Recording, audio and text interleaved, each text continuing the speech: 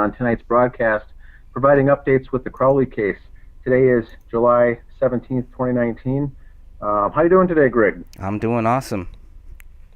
And how is Sophia doing? I'm doing great. How's everybody else? Very It's good. summertime. Very good. It better be good for everybody. Yeah. and Catherine, are you there? Hi, I'm here. Very good. Well, we haven't had a show or a discussion in a while, and we wanted to bring everyone up to speed. It's the end of July, so the update from the Crowley case from the private investigator was done. He came to his conclusion on May 30th, and for those listening, he was the person that I hired to take a look at the case, investigate the case. Someone who didn't know anything about the case, and then he came to his conclusion, basically agreeing with the Apple Valley Police Department, agreeing with the official narrative, going so far as to saying they did a tremendous job and did immaculate work and very good attention to detail. So I had sent off my notes of just today, actually. I finally sent off my notes that I accumulated of where I wanted clarification with Kenneth Maines, and so that was 15 items of clarification that I wanted to make sure we're on the same page, where he either described something that wasn't how we saw it, or he was analyzing something else and not on point from what we were focusing on. And then it followed up with 12 bullet points of questions, bullet points that I mentioned to him of things that I thought were pertinent to the case that he did not bring up at all in his investigation review. And so Kenneth will be responding back here, hopefully here within this week, and even if it's a week to 10 days, it'll get us to the end of July to at least have an answer back from Kenneth to get his thoughts on some of these things. One option would be that I would call him and discuss his clarifications there over the phone or via email, or even do a conference call interview process to be recorded as a broadcast. But look for that in the upcoming days. And then we've had, another person come forward. They didn't want to provide their name yet, but an ex-girlfriend of Joseph Seaton came forward and mentioned that's David Crowley's mentor or sergeant in the U.S. military or something to that effect. I'm not sure what, but she came forward and said that she was a girlfriend of his at the time while he was living in Minneapolis. And the very interesting thing there is that if you look at his background, he grew up and basically was in Texas for many years, including in Harker Heights, Texas, about the same time in 2009 and 2010 that David was there and Comel was there. And then he moved to Minneapolis around the same time as the Gray State and David Crowley, and then has since left after the Gray State ended and the murders, and now is living back down in Texas near Austin. So it raises a couple of red flags there, and I'd like your guys' input as well. He was down in that area, moved up here, didn't really have friends or family, but was working on the project, and then moved out to Seattle to live with a couple of roommates for a few years, and now he's back down in Texas. So once again, we get another strange person in the mix, and the reason Joseph Seaton jumps out for me is that he's another one that the story really didn't match up.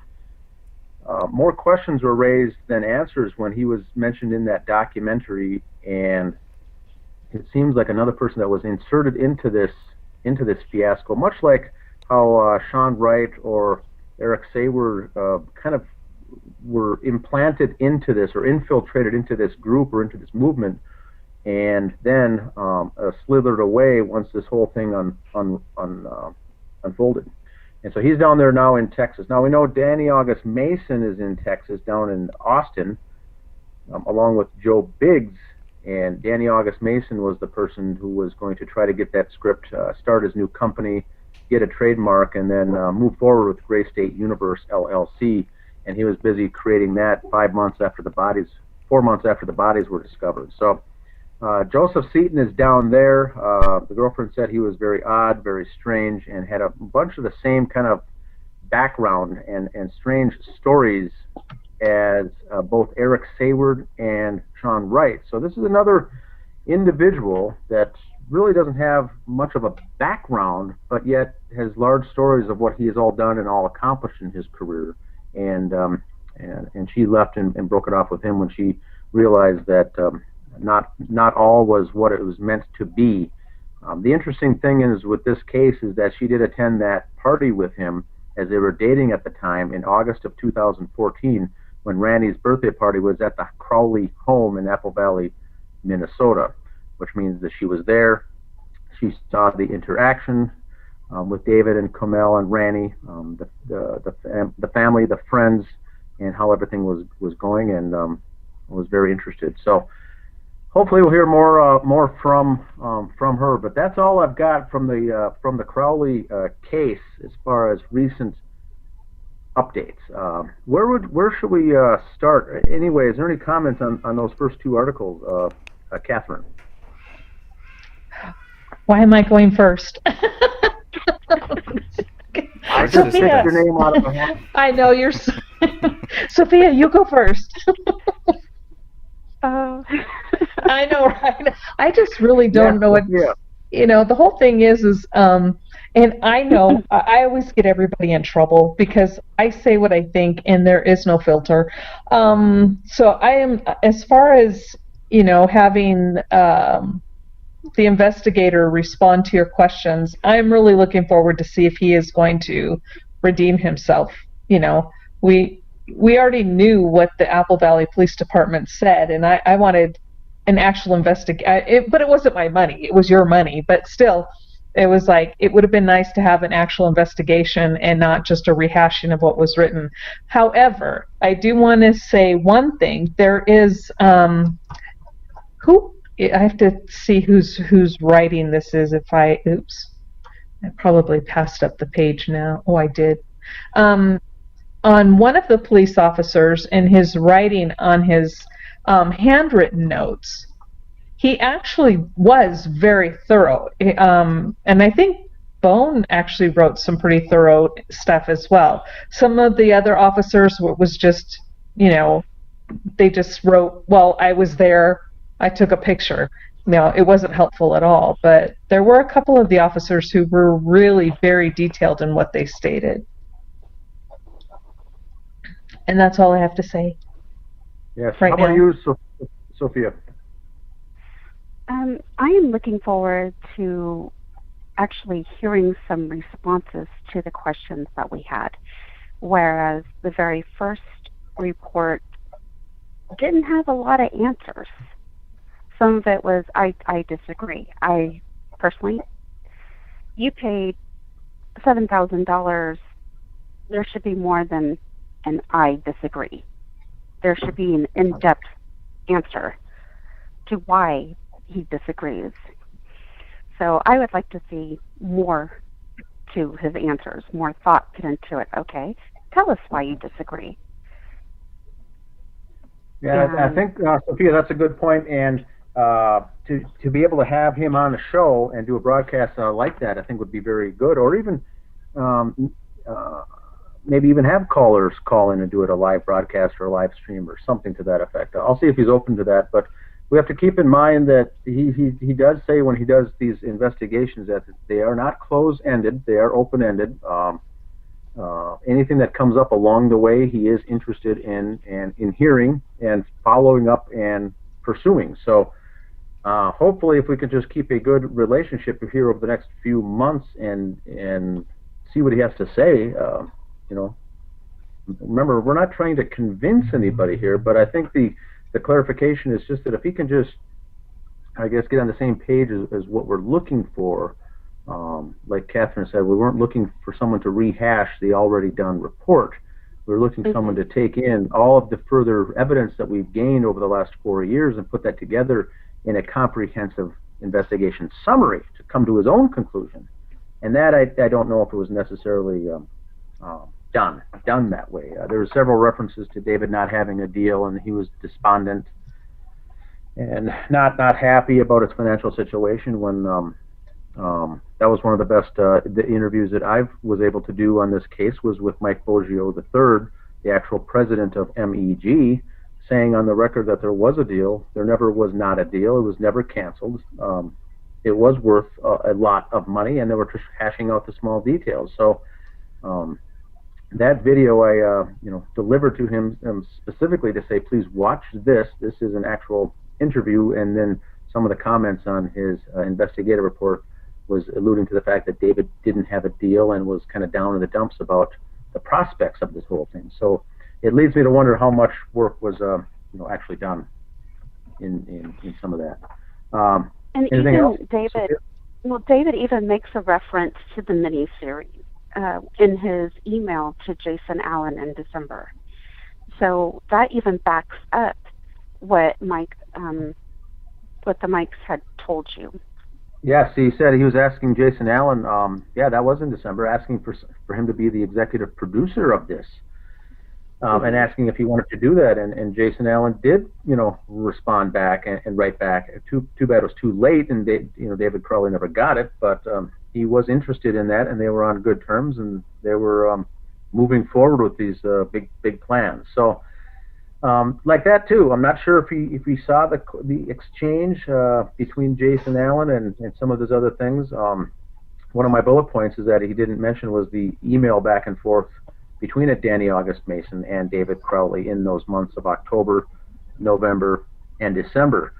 David going as far as setting a deadline, saying you need to do something with that legal paperwork, with the releasing your rights, and the deadline will be December 16th. I'm moving forward without you. If not, then I'll consider you having a minor spot in the maybe possibly as an actor, but the big stuff is out the window. I can't deal with this month after month after month without him responding. And then Danny August Mason says, I got to run it past my attorney. Well, he had 3 months to do that. So.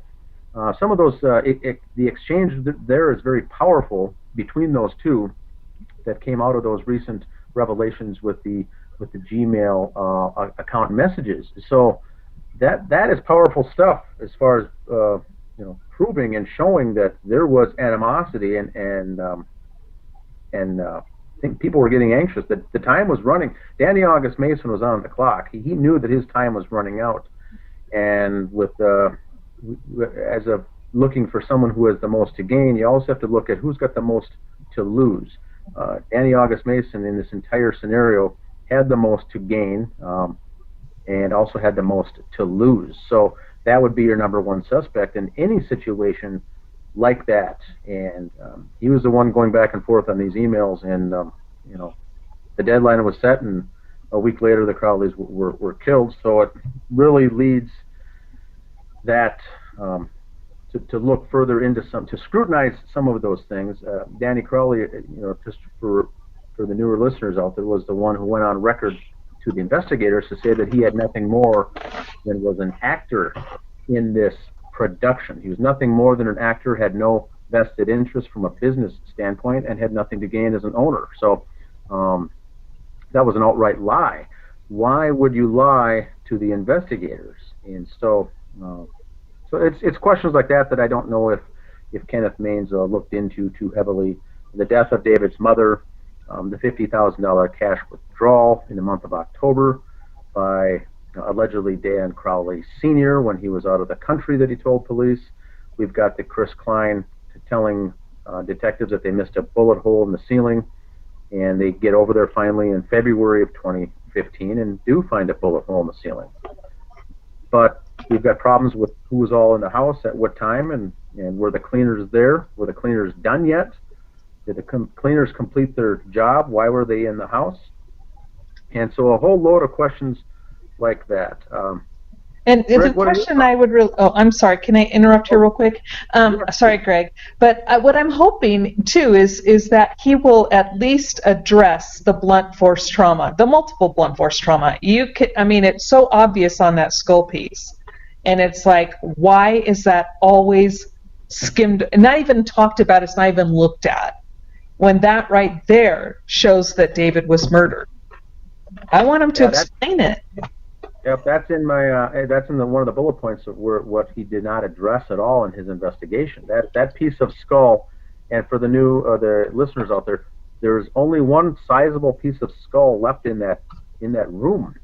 Mm-hmm. There were small little bone fragments, but the largest piece of skull that you can see was attributable to David, and so after eliminating the fact that it was Comel or Ranya's, we know that it was David. So if David's head was blown apart and something that did not relate to a gunshot but had hex imprints over 13 times on that flat piece of skull from a blunt force instrument, you can safely rule out that David didn't do it.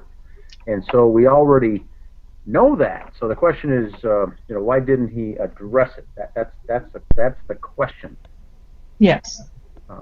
Yeah, go ahead, Catherine. Anything else on that one?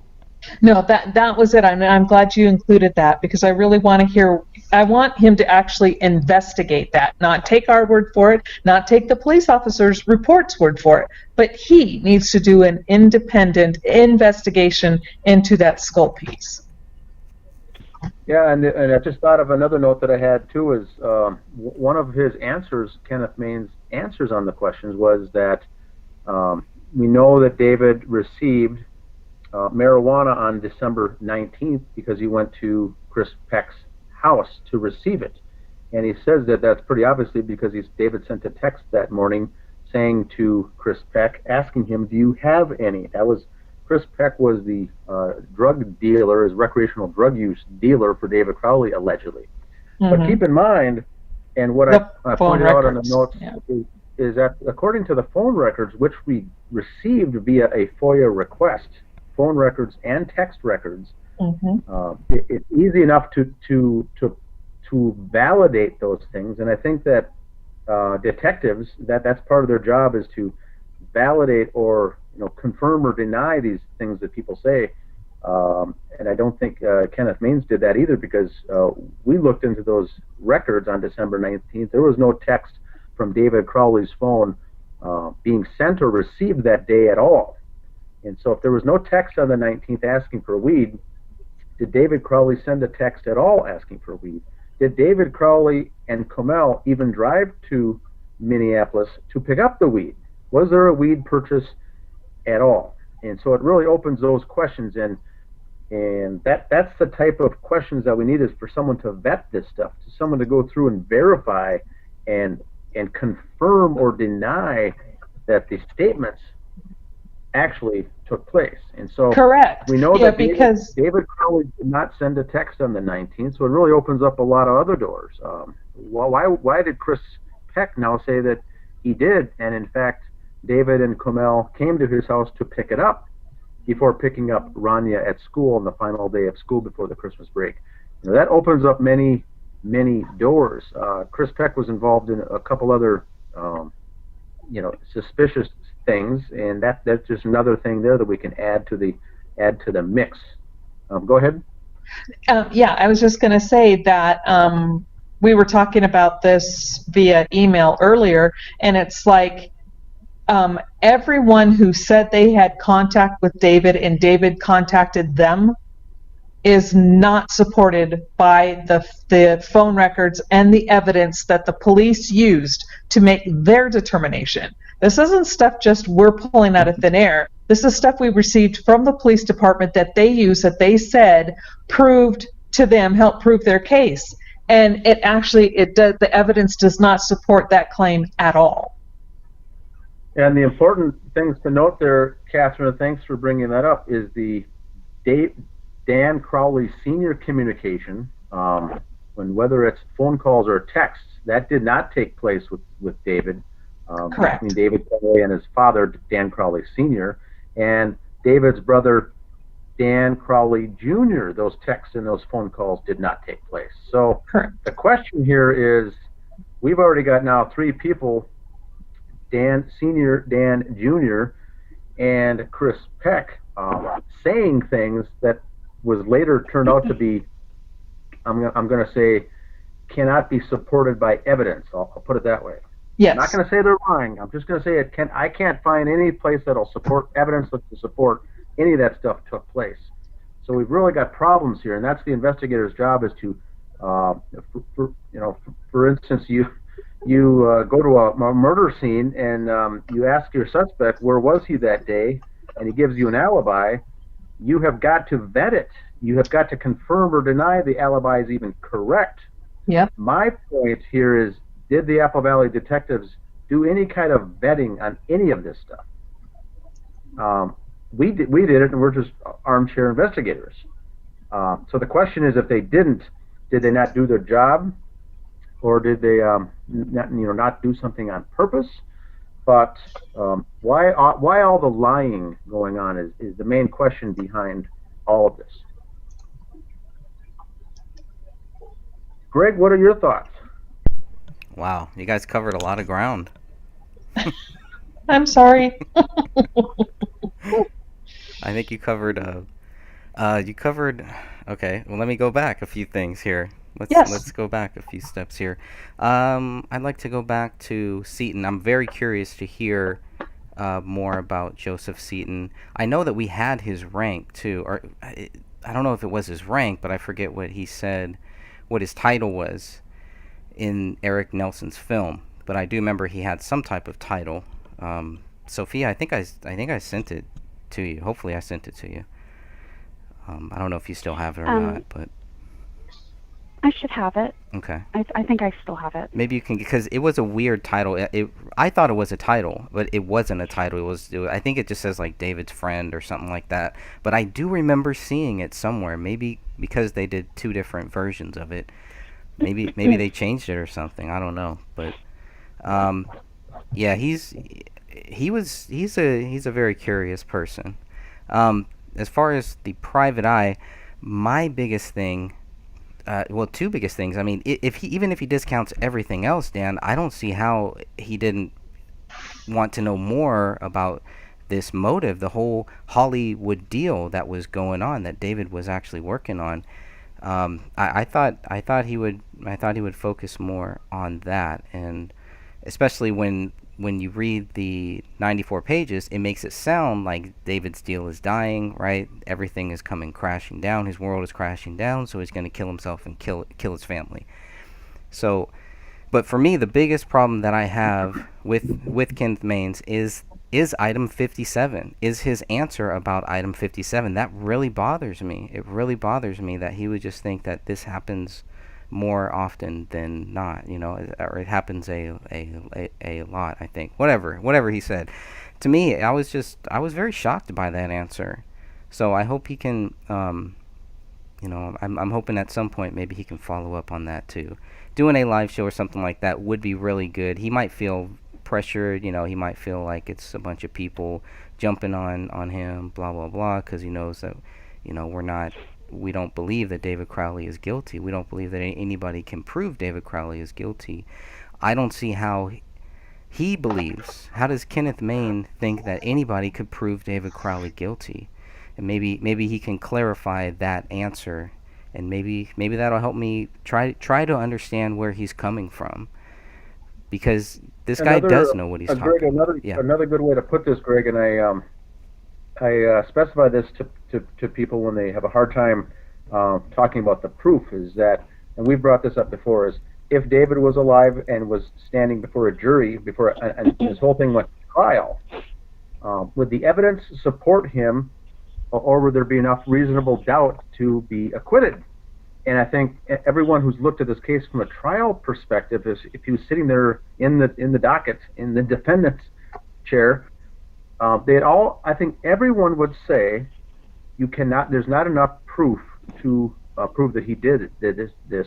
There is huge reasonable doubt on all across the spectrum. So you'd have to find him not guilty.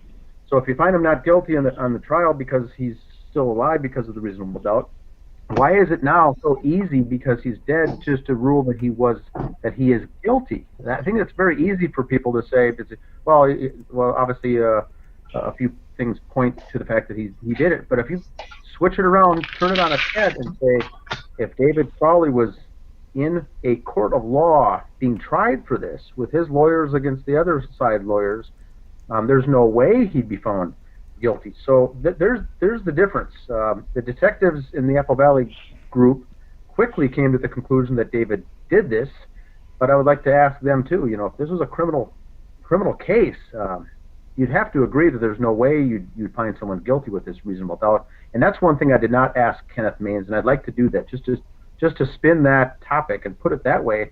Say, with your years of background in your investigation and homicide and cold cases, there would be no way you'd convict a David Crowley for this, because there's just no evidence that points in that direction. So I didn't ask him, but I will do that.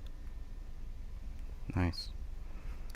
The other thing is about Chris Peck. What I want to know about the whole Chris Peck thing, because you guys have brought up some really great points that just makes me feel like, wait a minute, okay, how do the cops tie this phone call to Chris Peck then? Like, where did that come from? Obviously it came from somebody. It came from somewhere. They got some type of a lead that said, hey, contact Chris Peck, because we have these text messages about do you have any, all of that. That came from somewhere. So I'm very curious to hear what it is. I agree with that, because if the officer there speaking with him would have to say, show me your phone to see this text so I could visually see it, that'd be the first thing, right? You'd want to visually see it, and that would go back to the fact that text did come through from somebody, not David, but did that text come through? Do you have any? And if he took a screenshot of it and sent it to the police and says, here it is.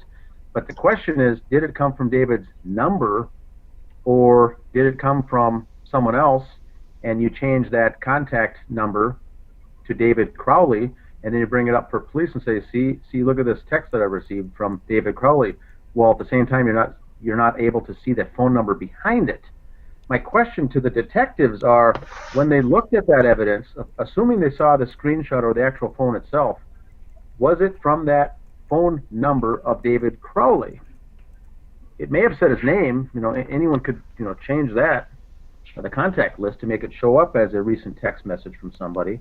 Yeah. But the question is, how down the road research did they get to proving that took place? Yeah, exactly, because the phone records that they gave us, that they said, meaning the Apple Valley Police Department, said that they used to verify what was going on, those same exact phone records do not support Chris Peck and his comments at all. Now, I agree with you. We can't say he's lying, but we can definitely say the evidence does not support his statement, because there is nothing in the phone records that even shows any communication between David and Chris Peck at that time frame at all.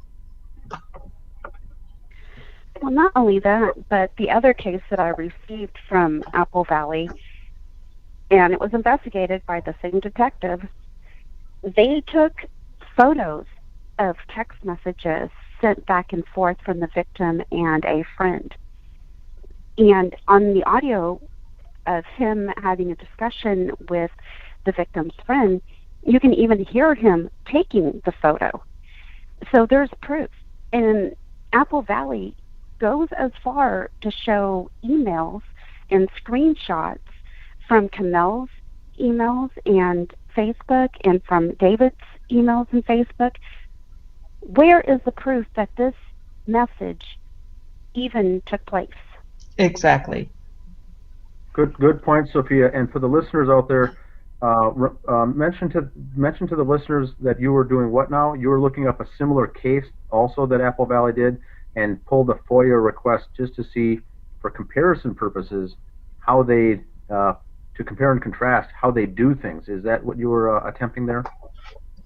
Yes, and there was a text message exchange between the victim and his friend the night before the murder-suicide occurred.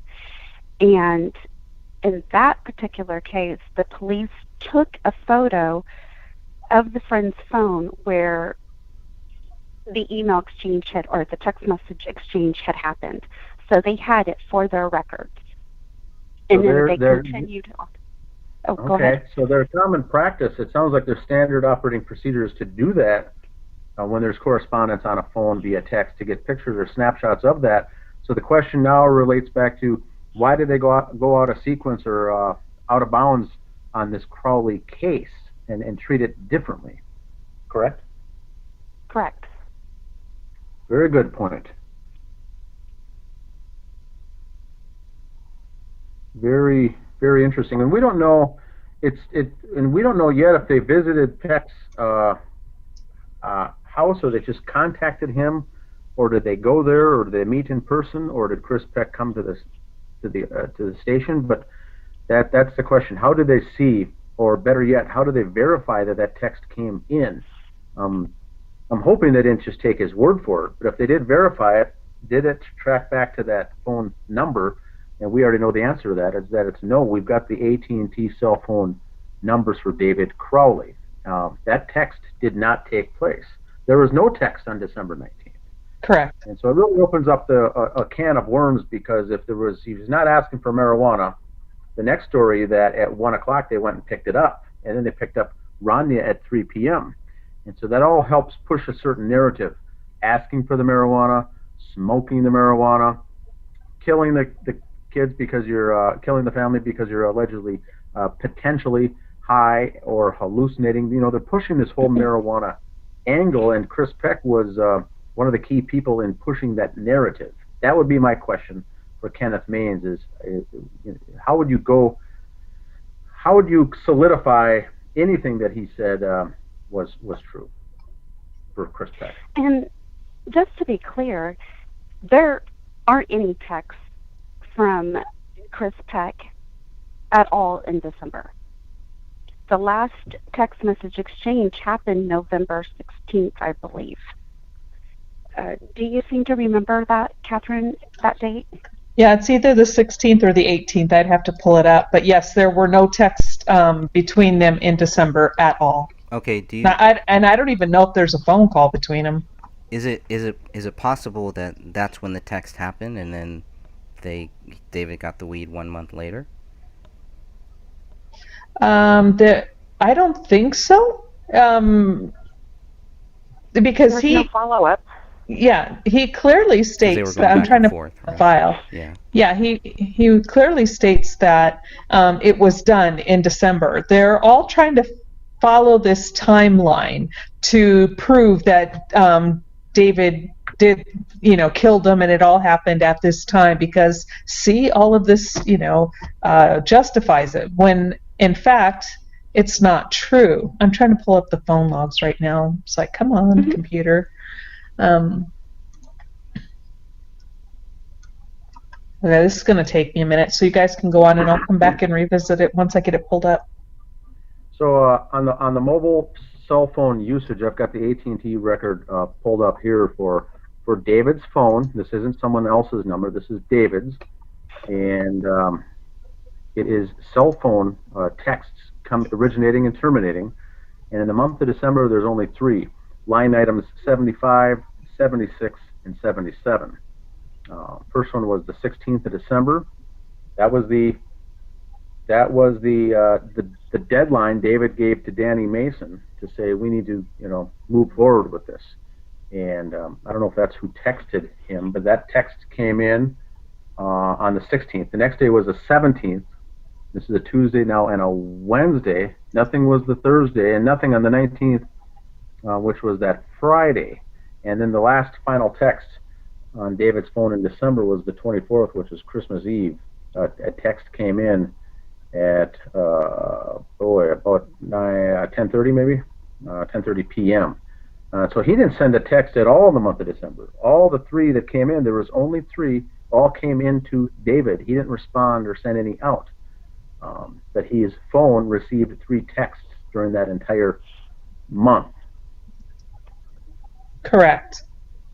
So the question is, how did investigators even tie that story, I'll call it, from Chris Peck?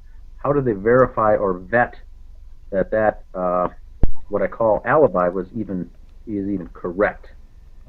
Right, because in the 94 pages on page 28, it clearly says that the last time that Chris Peck saw him was on December 19th, 2014, around 1 p.m. So it is a big question, and I think it's definitely a big one that needs to be followed up on, based on those phone records. Yeah. Yeah, and the only text between Chris Peck to David, and I don't even show David texting him. It was something that Chris Peck initiated the call, or text. I'm sorry, excuse me. From the months of October, November, and December was one time, and that was on November 12th at 5:19 in the afternoon.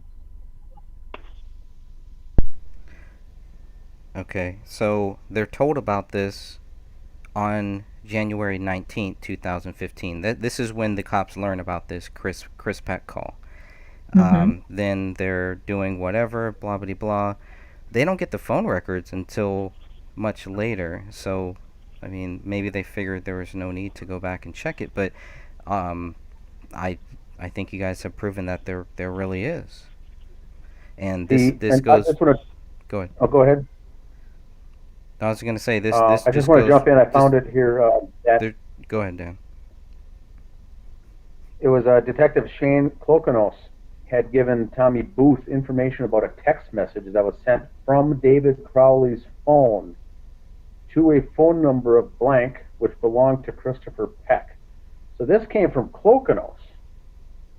And right, Klokanos so came to Tommy Booth and says, "Look what I've got. I've got some text message here." And this was Tommy Booth then on the 19th of January of 2015 contacted Mr. Peck to confirm with him about the questions concerning the text. And yet it is not supported by the phone records. So Klokanos, that guy is so the one we need to... So this is Klokanos going out of his way to tell Tommy Booth information that I don't have anything to support where that's coming from. And I think Klokanos was the one working with the Dakota County Electronic Crimes Unit. And maybe he was a member of that unit. But that would make sense because that's phone, that's text, that's electronic, information there. Now then again, the AT&T phone records didn't come out till I think February of 2015, and so this was on the 19th. So Klokanos already knew about texts on the 19th, and we didn't get information back from AT&T records concerning any kind of text activity until February. Is that correct? And I'm kind of confused there. I remember seeing that the AT&T records took some time to come. But would that make...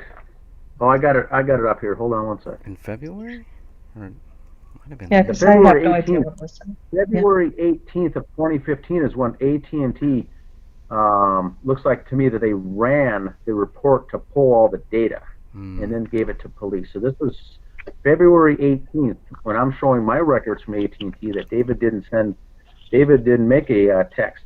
How would Shane Klokanos know on January 19th, the month before, of anything even taking place? So that I just stumbled upon now. I don't know how that could have taken place, but yeah, you're right. I'm looking at that too, and yeah, they ran the reports on February 18th. Interesting.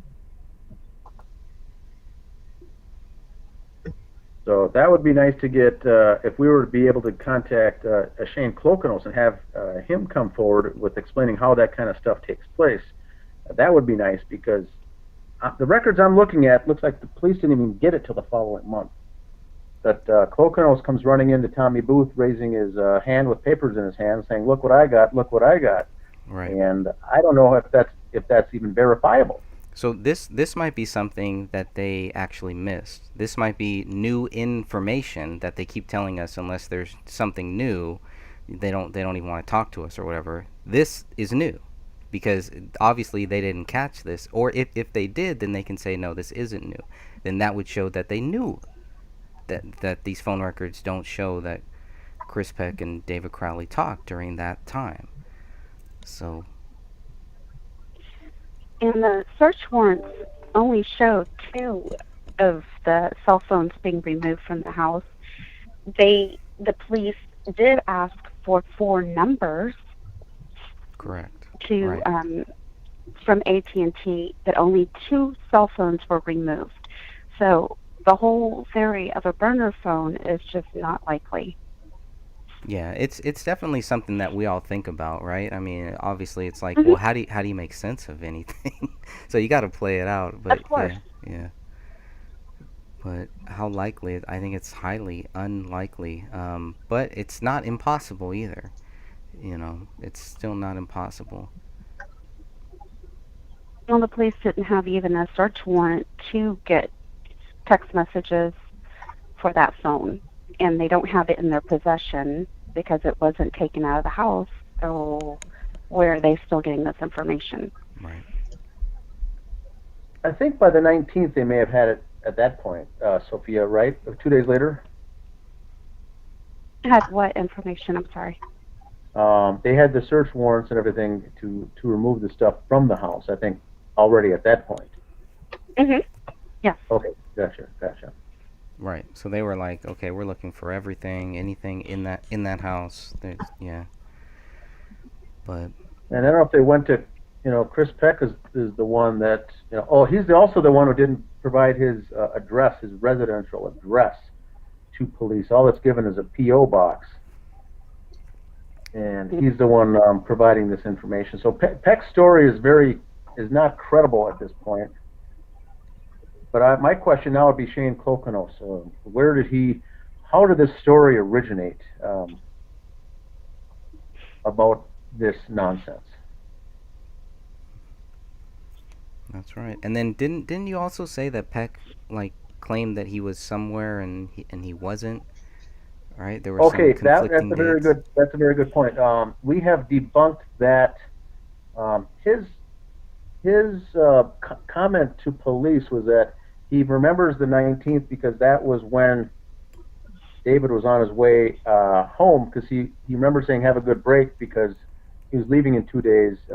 Christopher Peck was to go visit his mother in Iowa, and the mother in Iowa would have been the 21st, and to visit her.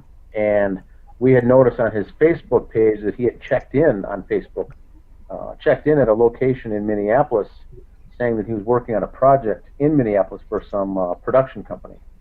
And what that was probably the evening of the 19th, all day of the 20th, and for the most part of the 21st, he must have been working on that production. And then left later that night to visit, ultimately, his mother on the 21st. So that does jive. He was in Minneapolis that weekend, but he visited his mother on the 21st, and I believe that to be true. Okay.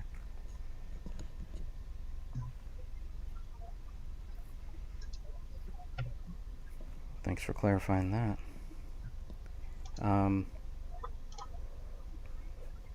Yeah.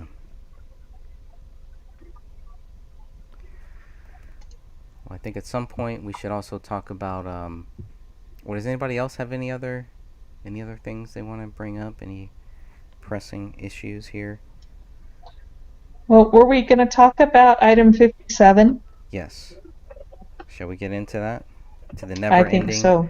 never-ending topic of item 57. I mean, where do you want to start? Could start anywhere with that one. Sophia sent me a bunch of photos here regarding item 57.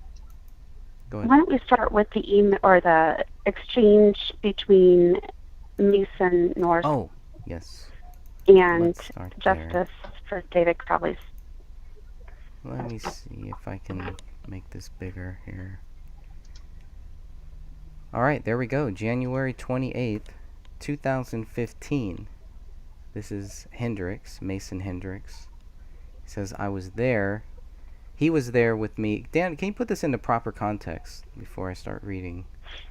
Yes. So Mason, I think there was some. This is on the Justice for David Crowley of Gray State Facebook group, is it, or page? And so this was taking. This was I think. I was added as an editor on this page, but this wasn't my page. Mine is the Justice for David Crowley and Family. And so I was handling both pages at this point. So Mason was going back and forth as far as saying who had access to the house. We were trying to speculate who was in and out of that house and when. And so he came on this date, January 20th, to try to clarify. And so the questions were, was he there? For those who can't see the screen here, it says, Mason says that he was there with me, as well as, we're talking about Chris Klein now. He was there with me, as well as with Danny August Mason and Dan Crowley Jr.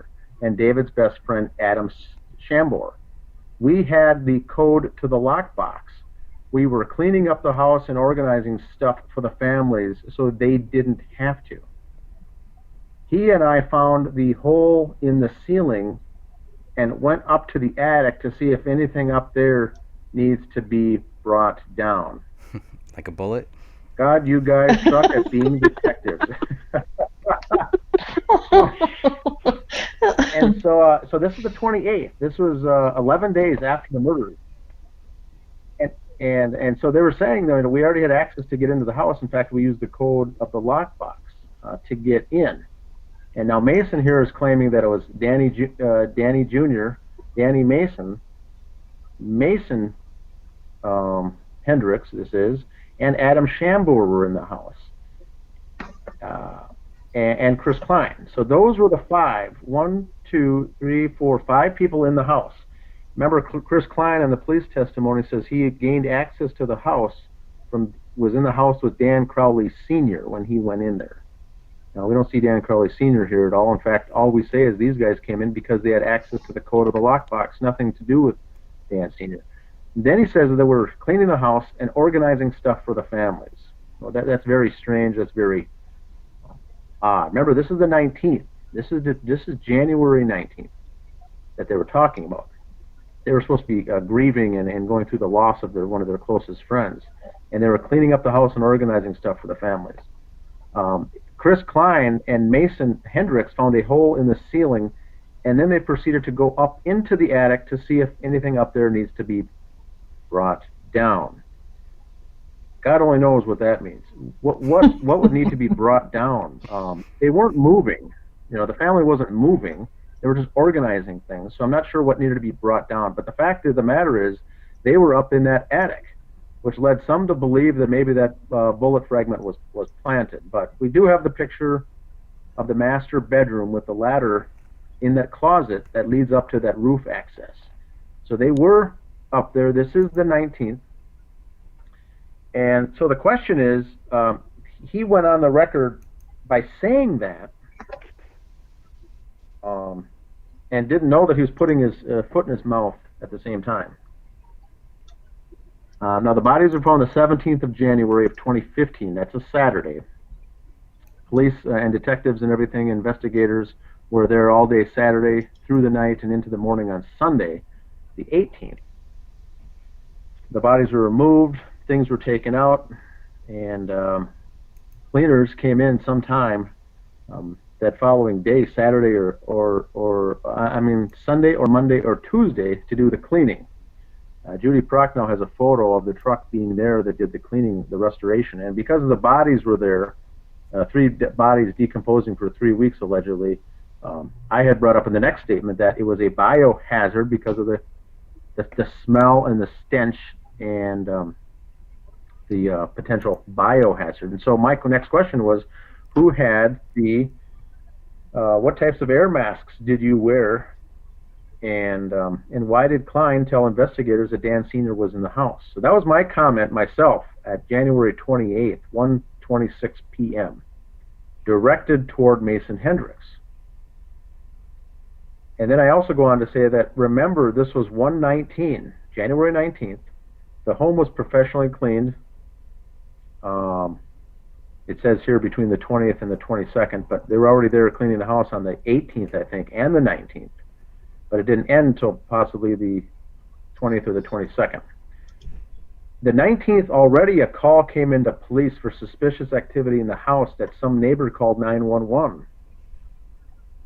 Klein was in the house. That would still be considered a biohazard. What types of air masks were worn when you 5 were in there? So the question is, this was the last correspondence I received from Mason Hendricks at all. He shut up real quick when I backed him into the corner on this timing. They were in the house.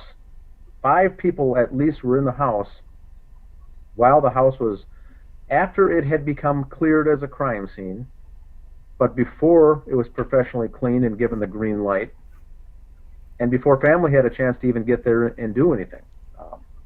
They were supposed to be in the middle of grieving. So now we had 5 people there, none of which are Dan Crowley Sr., which was in the notes in the official police investigation. That's why Chris Klein was there. 2 people were in the attic, and the rest were organizing stuff, quote, for the families so they didn't, quote, have to. And that's when they found a ceiling hole right in front of that front door where the kill shot was. So that's the story. That place would have reeked and still smelled horribly after those bodies being removed. And this is 2 days after a large crime scene, like the likes of the city of Apple Valley does not see but once every few years. This is a random thing, and so friends were just hanging out there in the house on the 19th.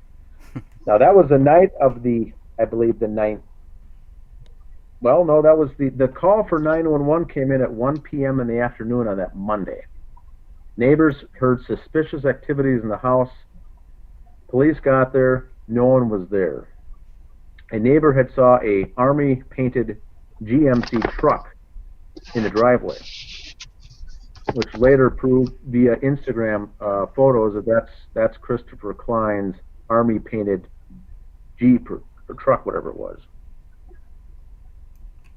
So the question is, Klein later in his testimony to police admitted he was there. So now we've got him admitting to the police that he was in the house on the 19th. Neighbors call 911 because of all the commotion. 4 other people admit to being in the house. And they find a bullet hole. And they're in the attic.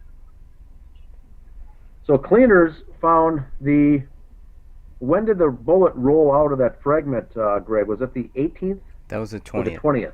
20th. Okay, so this is how it ties together for the listeners out there. We've got Chris Klein admitting to being in the house on the 19th.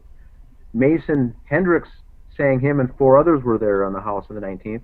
And we've got the cleaning crew cleaning the house on the 20th, which is a day later. Now that scene would not be cleared to be even open, I think, to the public or even family or friends until that the professional cleaners have finished cleaning the house. If they were there on the 20th, and that's where I think the message was, did they finish on the 20th, or did they finish on the 21st or the 22nd? Not sure when, but whenever they finish, that should be the first time anybody would be in that house. We have a big problem with the cleaners rolling up the rug and finding a bullet fragment in that rug on the 20th, which also means that bullet fragment could have potentially been planted by those 5 individuals on the 19th, the day before. It's still not it's a contaminated crime scene by now because these guys are in the house. That's what I'm getting at. That's right. Yeah. The question is, why were they in the house? They must have just very recently put that lockbox code after the bodies were found on Saturday. Police were in there all day Saturday. When did they put the lockbox code on there? Sunday sometime? Maybe for the cleaners to use or the family? And so what was the rush to get into that house the next day? Yeah. What were they doing? Why were they all there? And what were they doing? You know, some suspect, and I'm part of this group, that possibly that gunshot was fired on the 19th when they were there, causing the disturbance, resulting in the neighbor to call 911 if someone did fire an empty round, a hollow point round into the ceiling. That later would be used as a narrative to push that was there the whole time. That was the kill shot. Now we know no one was killed on that kill shot that was found in the attic because there was no blood, brain matter, hair, body tissue, brain tissue, or anything on that bullet fragment that was found in the attic. All that was on that bullet in the attic was David's touch DNA, like handling it from his hands, skin cells transferred off, something to that effect. And so there was no a kill shot to the head on a suicide shot using a hollow point bullet through your skull would have obviously brain matter, tissue, blood, all sorts of goodies collected on that way. So if they came in there on the 19th, accessed the code box from Dan Jr., he's the only one I believe who would even know the code, and Dan Sr., both the Crowleys, and they go over there and invite 4 other friends in. They fire a shot into the ceiling, resulting in a bullet being left in the ceiling that they eventually blame on David Crowley's kill shot. Who knows what they were doing? My question would be, why didn't this come up for police and detectives? At this point, I would have considered all of those 5 individuals as suspects. The fact that they were even in the house before the cleaning was completed.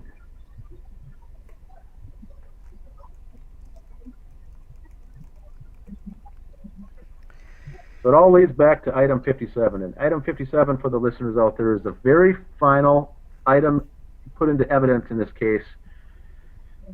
That was a bullet found in the attic, as labeled item 57. David's touch DNA was on it, but no blood. Not a single drop of microscopic blood was on that bullet. Someone probably just pointed it into the ceiling, fired a round off.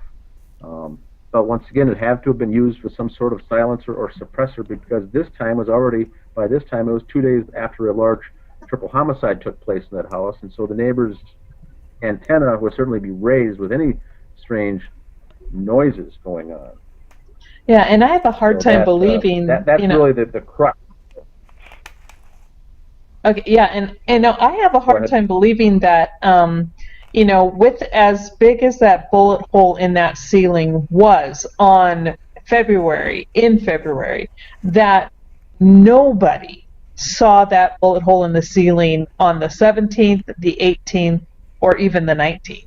I mean, the cleaning crew didn't see it, the police department didn't see it, BCA didn't see it, friends and family didn't see it. Nobody saw it.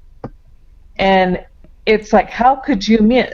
When, I forget if it was Detective Bone that went, I think he was the one that went, and he writes in his notes, he says, obvious bullet hole in the ceiling. And it is. As soon as you look at that, it's like, yes, that's very obvious. How could so many people miss it for so long? There's no explanation for that either. And that was Greg's good point by saying, how did that many people miss it? Now, by this time, it could be the case that the detectives now changed their story because they got a case of the embarrassment case here, and then they started to shove this thing down because they know people were looking into this, and they had themselves missed this bullet hole. Whereas in reality, I don't believe they missed the bullet hole because the bullet hole wasn't there in the opening day. Someone would have seen that. So right. The question is now, the Apple Valley Police are facing a conundrum. Do they admit that their entire staff of detectives did not see the bullet hole, which is also probably true, or do they come out and admit that they've been bamboozled by a bunch of guys in their 20s that actually pulled off this crime, and now they even look worse yet? So the Apple Valley police detectives have found themselves between a rock and a hard place now, because worst case is that they were in on the cover-up. The best case scenario is that they were they just didn't know what they're doing. Now, either scenario there is bad. So, did Gummert, as the sergeant of this detective group, essentially the manager of this department, really feel bad about all the errors they made and kind of wanted this whole thing to go away? Well, and who could fault them? I wanted to throw this in there. Who could fault the Apple if they? Oh, I could not fault them if they just decided from the get-go that these guys seemed so genuine, that everybody was telling them the truth. It's like you can't fault them for believing them. Yes, it would have been an error of judgment on their part, but it would be understandable. But at this point, where they have just completely shut down, they don't even try to backtrack on their answers anymore. They don't answer any questions. They are ignoring every piece of evidence given to them, and they just they are content with staying silent on something they messed up on. And that, to me, is not understandable, and that is not respectable behavior. And it's not acceptable either. That's right. Yeah, not at all. That's right. I thought it was kind of weird that they go out of their way to compare item 31 to item 57. And I was looking through and I was trying to see they never tested item 31 for blood or anything like that. It was just a fragment. So I always thought that was kind of weird how they came up with that. But and Yeah. it's really odd. I mean, one of the only thing maybe stranger than them missing a bullet hole and them missing a bullet is that this bullet does not have blood on it. I think that's all of the other bullets do. Even 50, And I would think 53. I would compare 57 to the bullet found in the basement wall that was fired through the floor of the living room. Okay. Right. That's what I've been calling those a warning shot. Just fired into the ground. That one probably had David's touch DNA on it as well, but it didn't have any human tissue. I think it would have looked exactly the same as the one from the attic. Yeah, they couldn't find anything on the one that was in the basement wall. I mean, they couldn't even find touch DNA. They found nothing. That's right. Okay. Interesting. Yeah, and that's on page 28 of the 40-page BCA report. BCA lab And Greg, analysis. Go ahead. I sent you a screenshot, and it states anything that had human blood on it would state it in regards to this case. Oh, okay. Is that one of the shots that you sent me here? Or did you just send me? Yes, Okay. I'm trying to find the actual photo that I sent you so that it should be in that group that I sent you, though. And so when you're looking at... Yeah, you're right. Here it is. That one result, or actually it's not a result, is talking about item 57 and what they found on it. And it said no blood was found. However, 57A, they found something. It was a test sample, and they found something, but it wasn't blood. Right. It was just DNA. They only stated DNA, but no blood. Even on their swabbing test, blood was not detected. Oh, okay. So there was no blood on 57 at all. Right. They say blood was not detected on item 57. However, a sample was collected from item 57 as item 57-1. 57A? Okay. Yeah.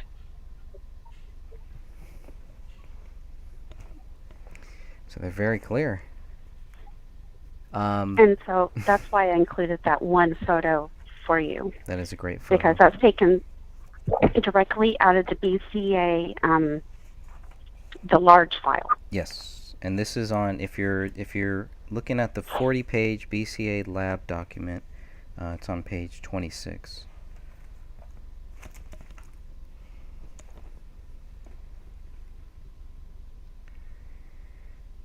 And let's see, what about 44? DNA profiling was performed on blood previously. Oh no, 45 is the one. That's the basement one. Yeah. Okay. Correct. Yeah. And DNA profiling was also performed on that sample collected. Blah blah blah. So, DNA profiling. So DNA profiling, was that what was done on item 57? That's all. Yes, that's all, because that's all they could find. It did not test positive for blood at all. So then they went the next step and looked for the DNA. Okay.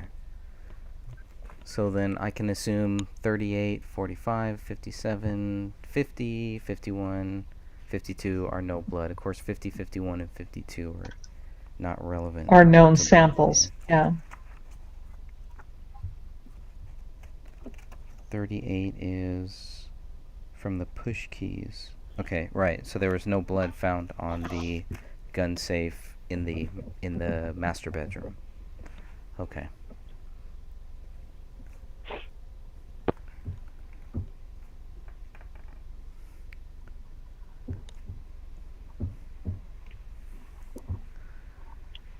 item 57 is, to me, it's still the biggest one that they can't explain it. Nope.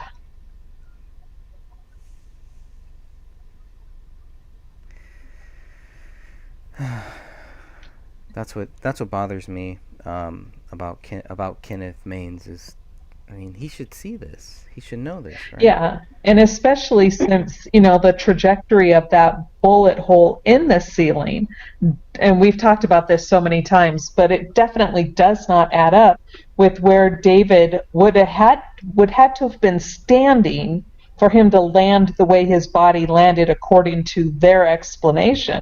I mean, it exited his left parietal. So what did it do? Just do a mid-air turn before it hit the window and decide to go up into the ceiling? It just doesn't make any sense. And they won't explain it. They won't explain their stance. Of course, because it doesn't make sense and they can't explain it, but still, it would be nice if they try.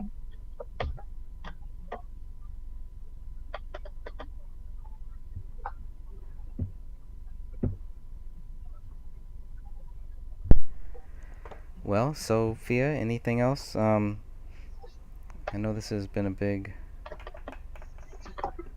issue with you here. What do you think about item 57?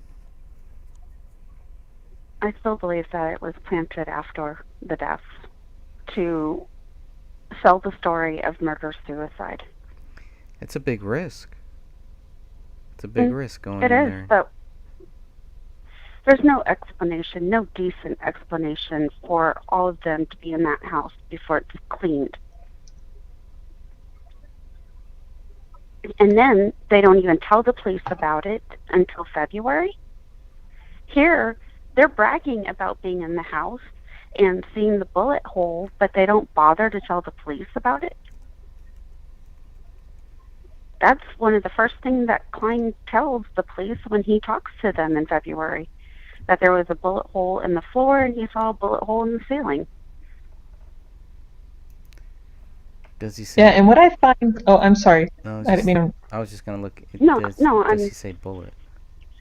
Well, and on page 95 of the 488-page document, at the bottom, it says item 57, white powder material in mushroomed end, apparent rifling on butt end. Now, if this had gone through anybody's head, I don't care who they were, you would not find white powder material. It would have mushroomed as soon as it hit the skull, not mushroomed once it hit the ceiling. So this didn't mushroom until it hit the ceiling. So what does that tell them? It should tell them, they should be able to logically go, whoa, wait a second. This isn't the bullet that killed David. We don't have the bullet that killed David. But instead, they dug their heels in, they stuck to the narrative, and they're saying everybody else is a crazy nut job. Why? Because we can look at this and go, your notes are telling us different from what you're saying. And Dan and Greg, who was the one who bought Kamel's gun that was almost exactly like David's? Was it Adam? There were some gifts and there were some purchases. There was a David I think it was... I thought at one point it was Danny August Mason, but it's not him. It was, I think, Adam. And Adam was in the house. Yep. It's at the very bottom, Greg, so keep scrolling down when you can. How far down? It's at the very bottom of that page you're on right now. 95. Okay, let me go. And Kamel also had a Springfield. Yes. Interesting.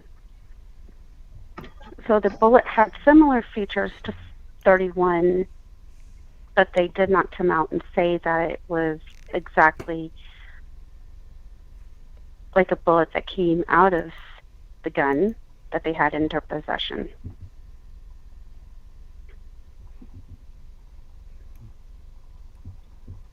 Sophia, are you saying that the bullet itself, the fragment, was planted in the attic? They went up there and actually ruffled around some insulation and dropped it somewhere just randomly for the police to find? I can't say as a fact, but I'm just saying that It's a high probability. So then, in your Isn't it? Poor Greg, he's trying. Sorry. I'm sorry. Sophia, then how did the hole get in the ceiling? Was that from a gunshot? In your estimation? I'm sorry. How did the hole get in the ceiling, in the living room ceiling? If the bullet was planted, was there still a round fired into that ceiling, do you believe? Well, I don't even know if a gun made that hole. They tested it for gunshot residue, but there was none. Oh, I didn't think they tested it. I thought they said they did not test the hole for residue. Okay, you see right there, Greg, where it says item 57, white powder material in mushroomed end, apparent rifling on butt end, right there. So if it's, so that means the bullet did not mushroom until it hit that, hit the ceiling. So I think that the gun was shot into the ceiling, but not until later, because it has white powder material, which is what they describe, the ceiling powder everywhere else. And they found that same white powder material inside the attic where the bullet fragment landed. But yeah, so if it had hit anybody's head, it would have mushroomed on contact with the skull. So it would have picked up some type of skull or tissue material, not white powder.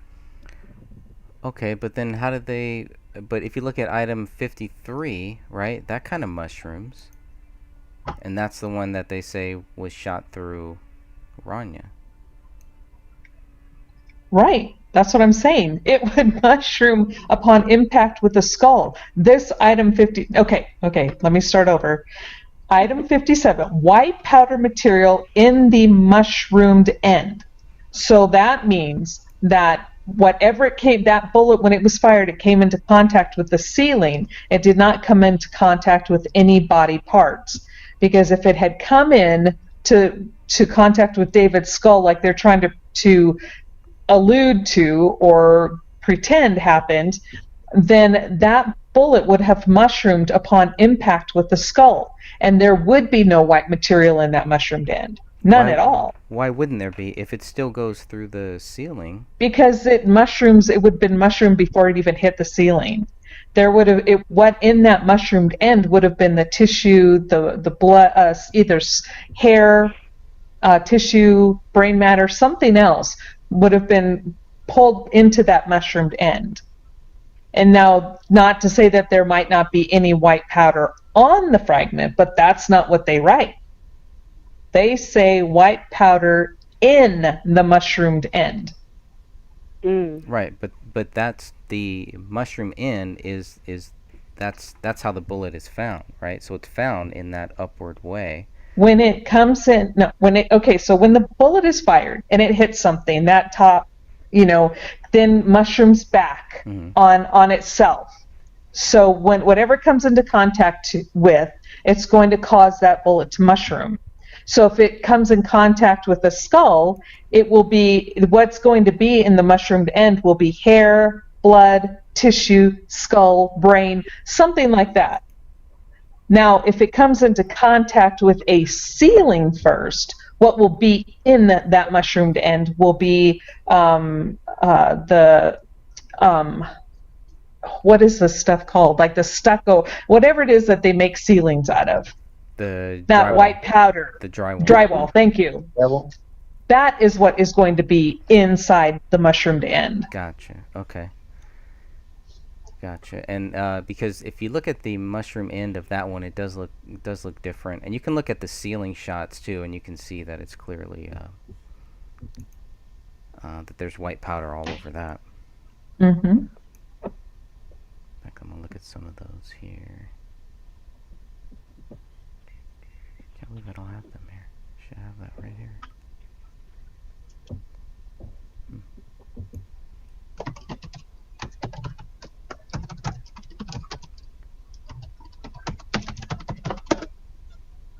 I will find that.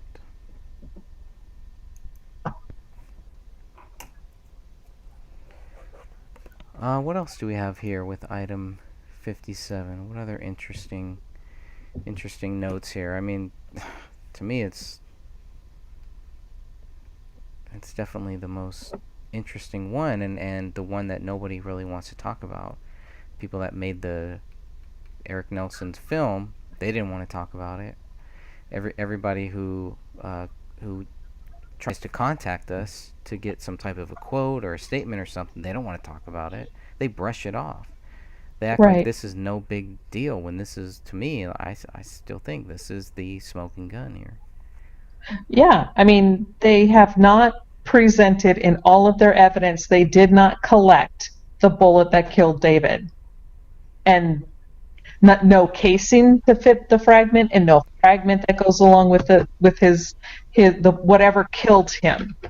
And it's like, okay, you guys, really?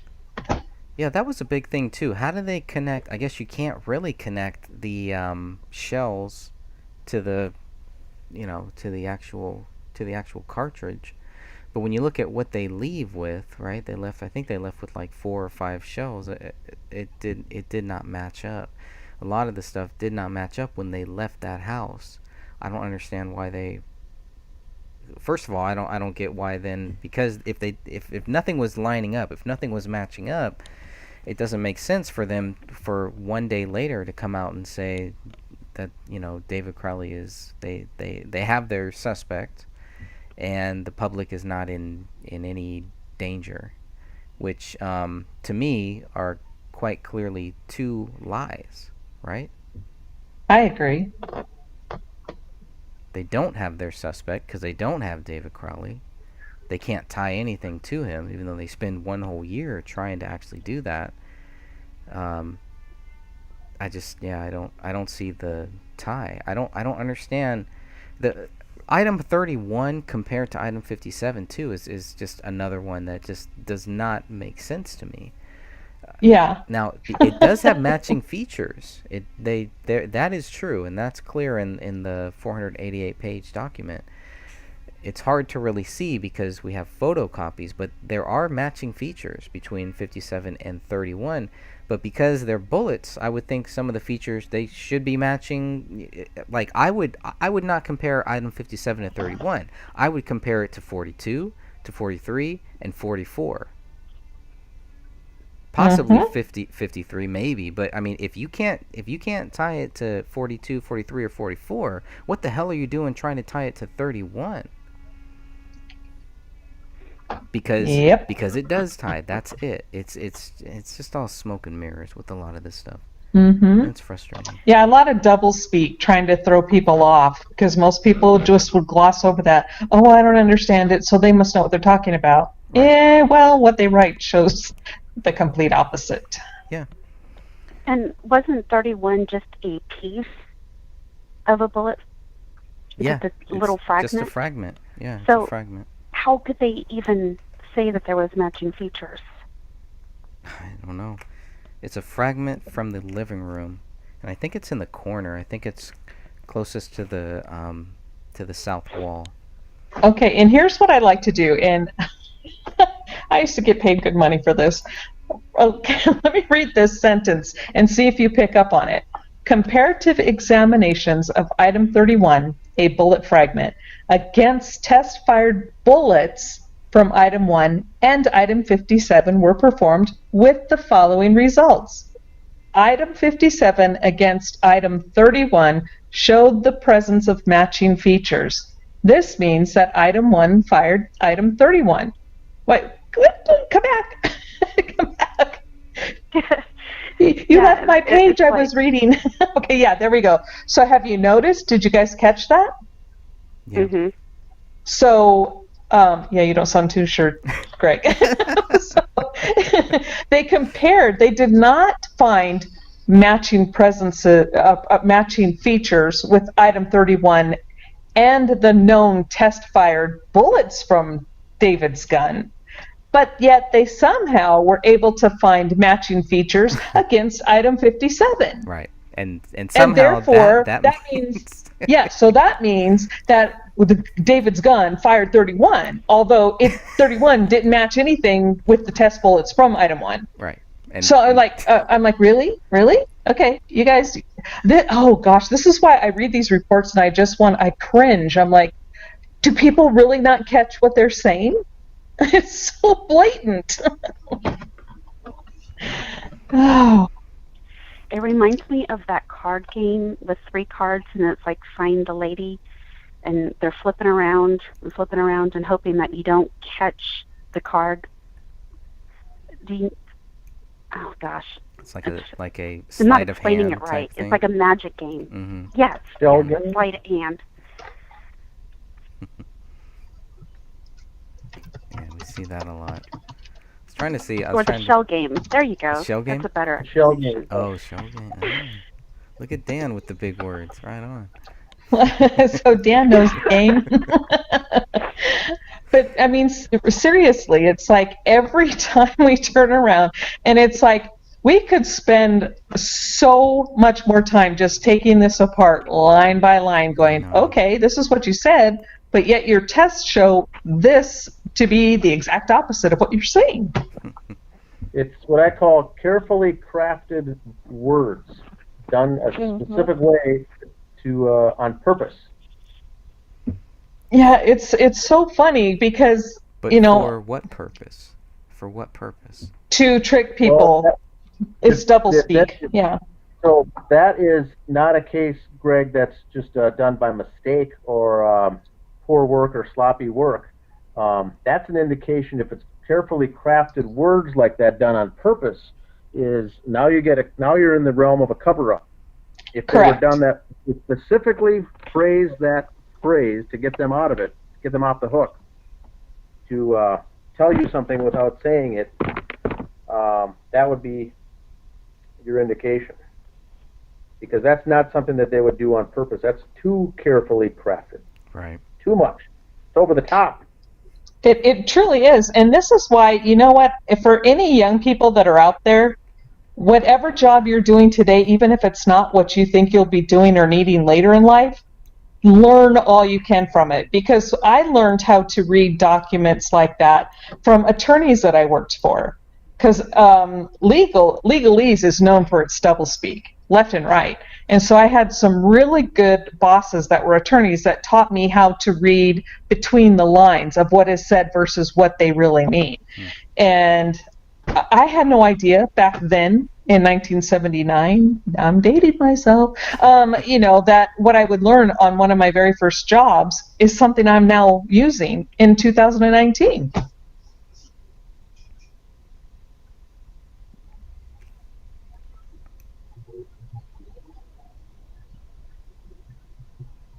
I was trying to find some of those good shots of the bullets where they do some comparisons. I think I skipped it. Yeah, you need to go back. Somewhere around here. So they have around page 176.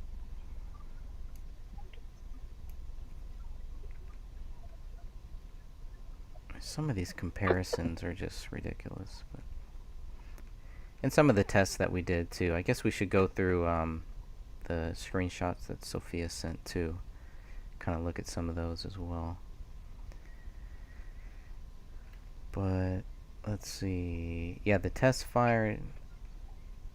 A lot of those tests fired. I don't know. It's kind of hard to see. They are hard to see. Yeah. They are. Yeah. And it would be nice to get some color images. I believe these were color. Maybe these weren't color. I don't know. There's 53 though. Page 182 of 488. And from here, the test fired. So they're comparing a test fire bullet labeled as T2, comparing that to item 53, and they get some similar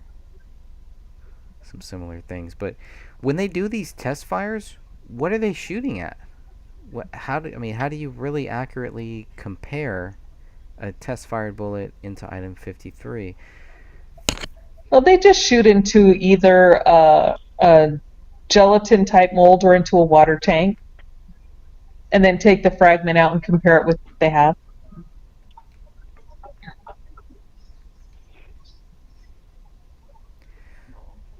And they're Now, basically looking at the ridges on the bullet that the gun barrel leaves.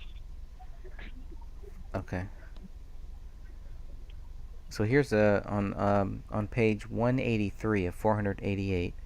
This is another test fire. This test fire is against item 57, and I guess they're saying this matches. I don't know. Doesn't look that similar to me, but yeah, it doesn't look like it matches at all. if they moved it down a little bit, yeah, maybe. Look at that. That does not match to me. Yeah, but then I don't know. I don't know how to read these, but Right. If they're trying to prove that it matches up, it's like, yeah, no, it doesn't. Well, and they always go for that line area, so I wonder where that correlates when the bullet is fired.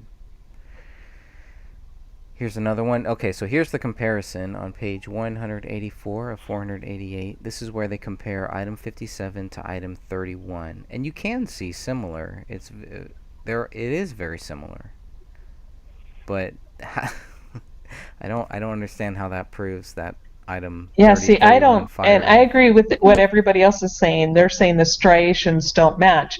Now, theirs a little bit closer on this one, but up above, yeah. Oh, look, so 57 and 31, they match. But 31 did not match item 1. So it's like, what? What? You guys are crazy. And 31 didn't hit. 31 is part of the fragment that...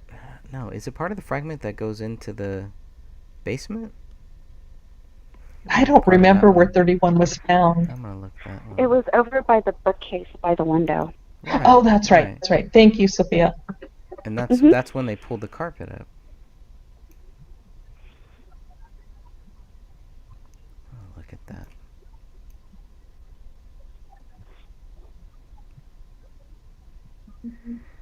Well, so far on our first simulcast here live on YouTube, we are live on YouTube.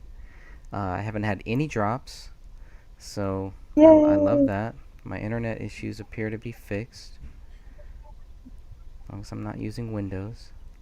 I don't use a Mac. There is a third option, people. I think it's this. Can't be that. No, it can't be that. It's too small.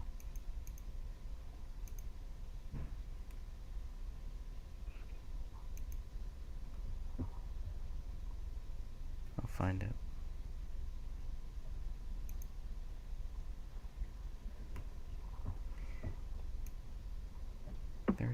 Thirty-one. Where are you, 31? Must have passed it. It's one that has a yoga map, or yoga mat. Excuse me. Okay. Yeah, right by before they pulled the rug back. Must be in this one here.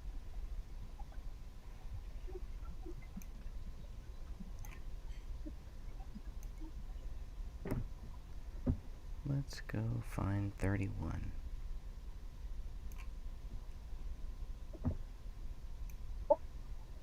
As a side note, do we know if Detective Gumbert is back on the force, or is he still on his leave of absence? I think he's back. He came back. He's been back for over a week. Oh, really? Okay. He's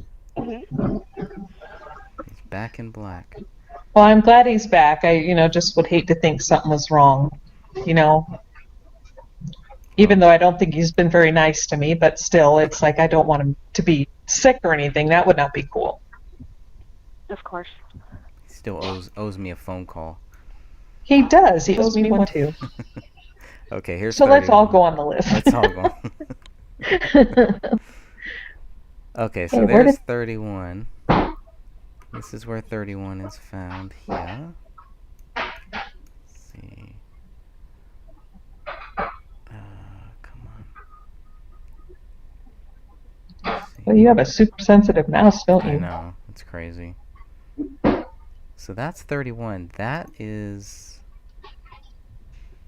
what they're comparing 53 to? I mean, look at that. That's ridiculous. Mm-hmm.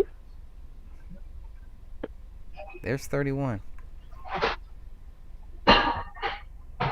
Wow.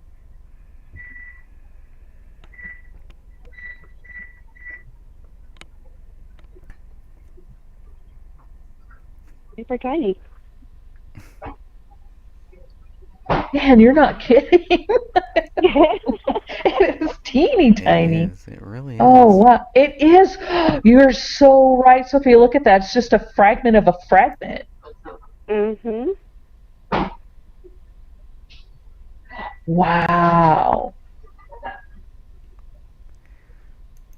Just a baby.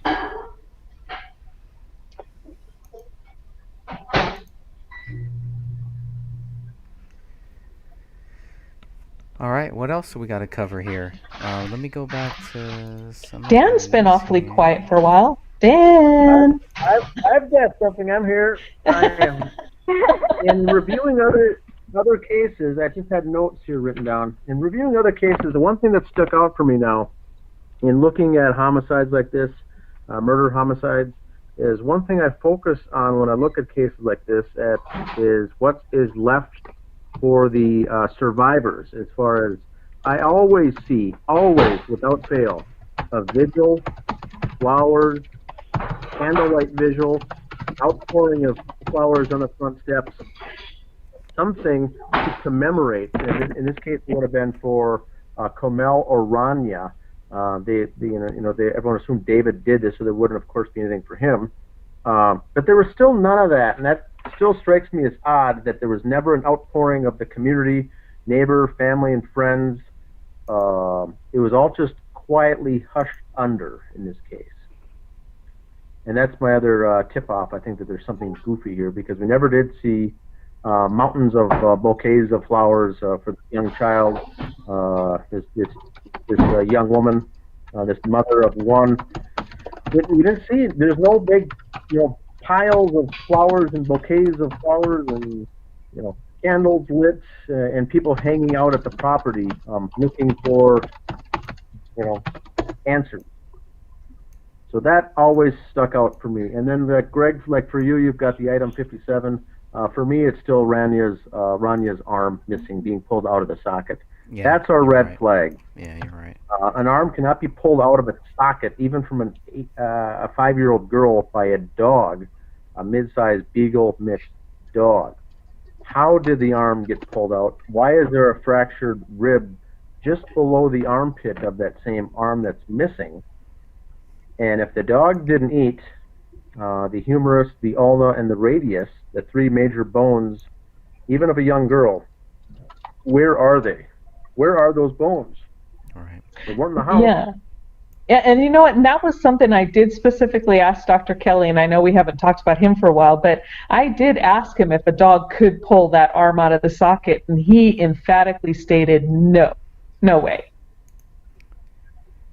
Can you go yank back on it, tug on it, and pull on it, but not pull an arm off. Correct. From he the could not socket. take it. All Correct. those strong ligaments and muscles, and there's just no way. So that's our question, and that's one of those that I sent back to Kenneth Maines as well by saying, even you yourself in his report, he says that it seems odd for him that the girl's arm was missing, and it's very strange that a fractured rib would be found as well. And so I'm going to have him go back and say the fact that it's pulled from the socket, it was removed from the socket itself.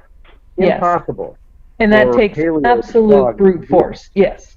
And the fact that it's missing. The dog didn't eat the humerus or the ulna or the radius, digest it, and it's not just missing; it has to be somewhere.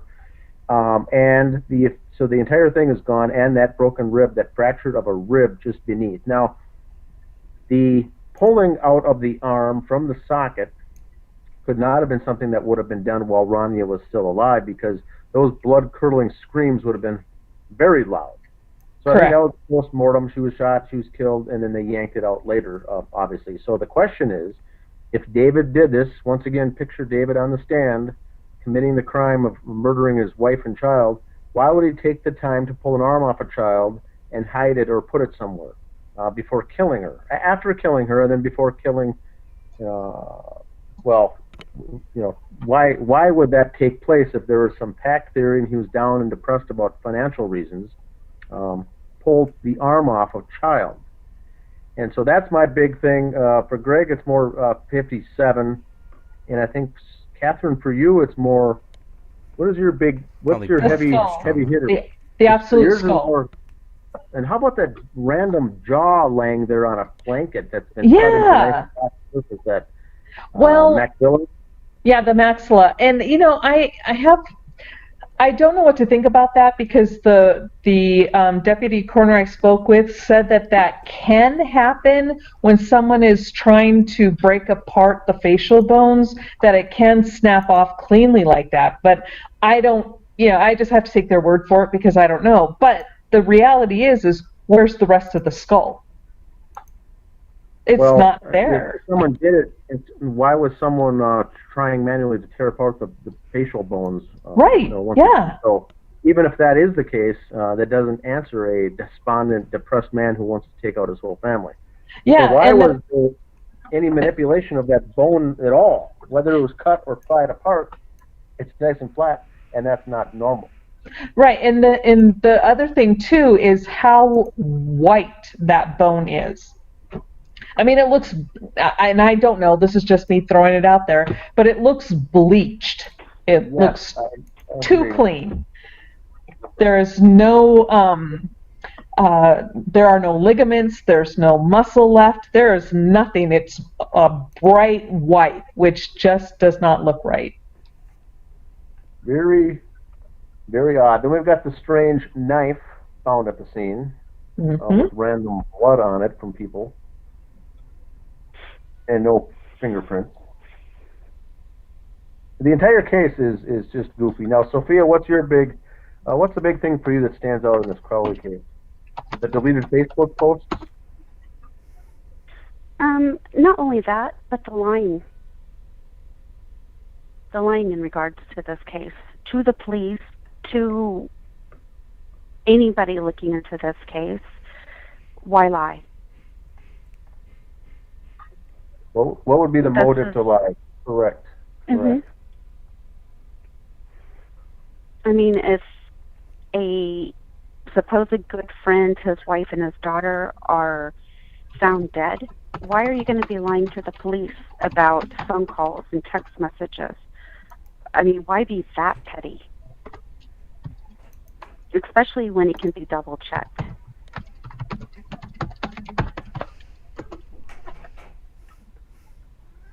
Yep. Yeah. I also think that those Facebook posts that were deleted off is David Crowley's personal Facebook wall while that laptop was in custody of the Dakota County Electronic Crimes Unit.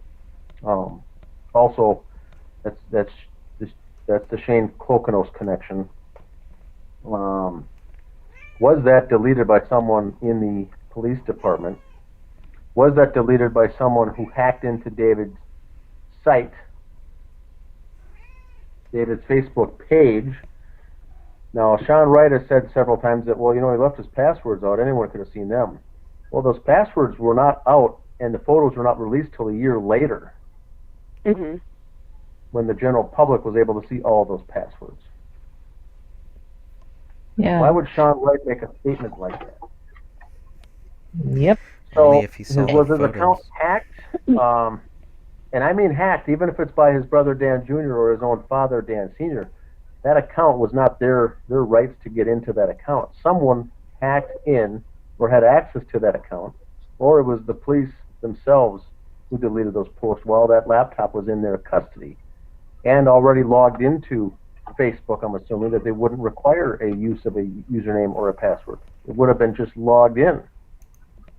And the posts that were deleted were all posts that were making David, shedding David in a positive light, and posts making him look to the future, forward to the future. Those are the only ones that were deleted. Yeah. And can I want to jump in here real quick, and thank you, Greg, for showing this. I remembered the maxilla all wrong. In my memory, it was all white. Look at that. It's not all white. You clearly see it's not white. Yeah, but in my brain, it was white. So thank you for showing that photo. It's very, I mean, those teeth are very, very... Oh, the teeth are amazing. They are amazing, yeah. Yeah. This whole image here is just, there's a lot of stuff here.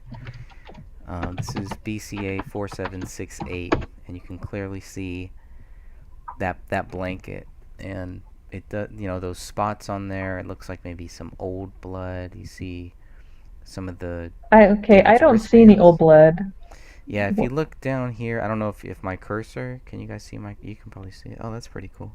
I see shades and shadows. Oh, you mean Right like down maybe here. on the light blue? Yes, so on the Yes, light okay, blue, you can okay. clearly see it there, but I do Yes, think I see some of it these now. other areas, like I'm gonna go to right here, so just maybe point to some of the other possible areas here that I think that there might be some blood, maybe old blood.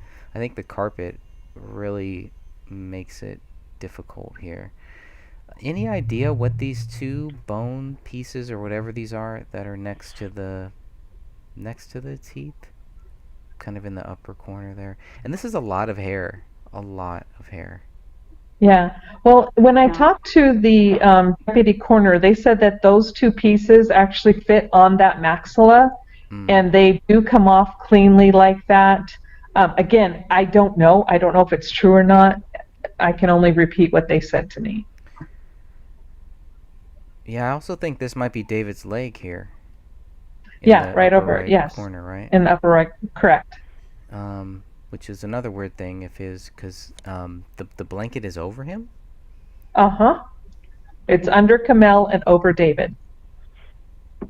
And then you see her brown sweater on top of him as well. But the dog did that, remember? Oh, he also touched bones and stuff underneath the blanket too. Yes. So oh, he did, yeah. And he also put the hair and the debris under the knife. So, hey, that's a really smart dog. Yes. Very, very talented. Right? What this little blue thing is here in the corner there. I hope people understand we're being facetious. We are not being serious. Probably not, but that's okay. You never know. I'm gonna look in some of the YouTube comments. We have a lot of people there right now. Thank you everybody who is listening, who's watching this. This is our first time doing this like this, so yeah, there's a lot of good comments in there. A lot of good researchers. I think that's why that's been the biggest challenge is we have so many great researchers, and they some of them take a couple looks at this case and are like, this case is toxic to the point where they don't even want to they don't even want to look at it. They don't even want to talk about it. And I've had people get angry at me, family and friends for talking about this case. I didn't even know that they even knew about it, and it's just like they just don't want to hear it. They don't want to they don't want to hear about the David Crowley. They don't want to hear that. And I just don't understand it when this is a slam dunk case. It's a clear cut case where you can see that there is something totally wrong here. There's just way too much. Way too much. You can take out, so many different theories. You don't have to worry about rumors or anything. If you just look at these photos, look at these documents, you can clearly see there's no way that any of this proves that David Crowley did this. No way. I agree. Can I address Patty Barbie's question? Yeah, that's in the chat. It says, what about dental exam references? Now, the coroner, supposedly, Dr. Lilinski, right? Mm-hmm. That was her name? Mm-hmm. Yeah. She supposedly compared dental charts of Kamel and David to the maxillas found in the house. And she said that they were able to identify them positively using the dental radiographs. So, but that's all we know. Correct. Right. That's right.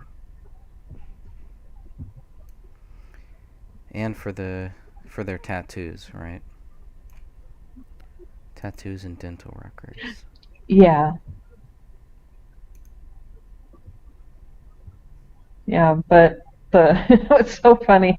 My friend who was a deputy coroner said tattoos are faked all the time, and I'm like, please don't give me any more ideas. I don't need more ideas in my head. Yeah, we're trying to carve it down, right? We're trying to Yeah. sculpt it down to whatever it is, tear it down to its rawest form, to just say, look, we're not trying to tell you what happened. We're not trying to say that we know what happened. We know what didn't happen. And anybody with a brain can see what did not happen. David did not kill his wife and his child or himself. It's really clear. There's nothing wrong if people think that.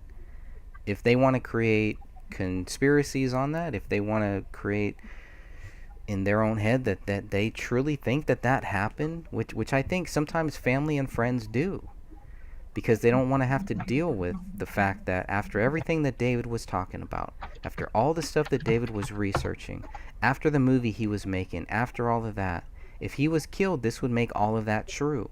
And it's very hard for people to understand that these things do happen. It doesn't mean that the government killed David or anything like that, but things like that do happen. And I think it's, some people are they're scared. They're scared. And a lot of people who are involved in this case, I believe, they are scared too. And they're the ones that I pray for. I pray for them, because if they're not willing to admit what really happened here, they're in danger. They can't talk about that. They're not gonna go and say, well, okay, maybe you guys are right.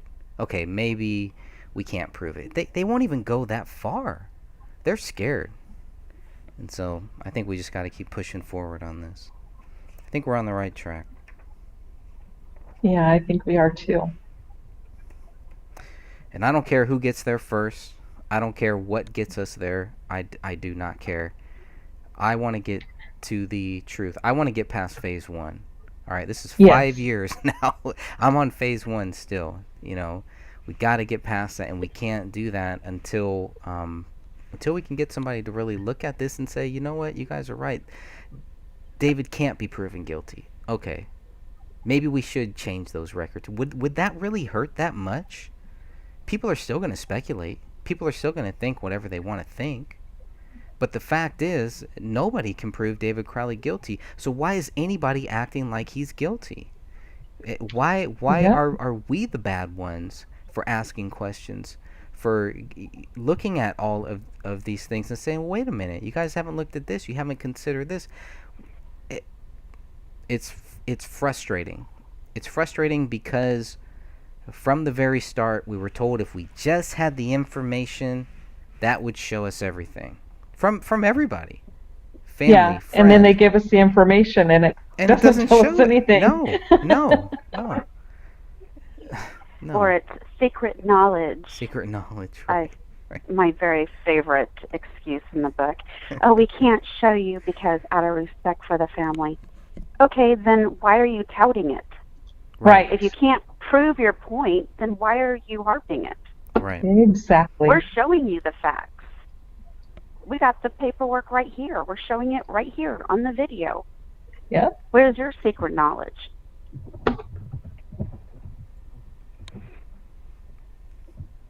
It's a lie.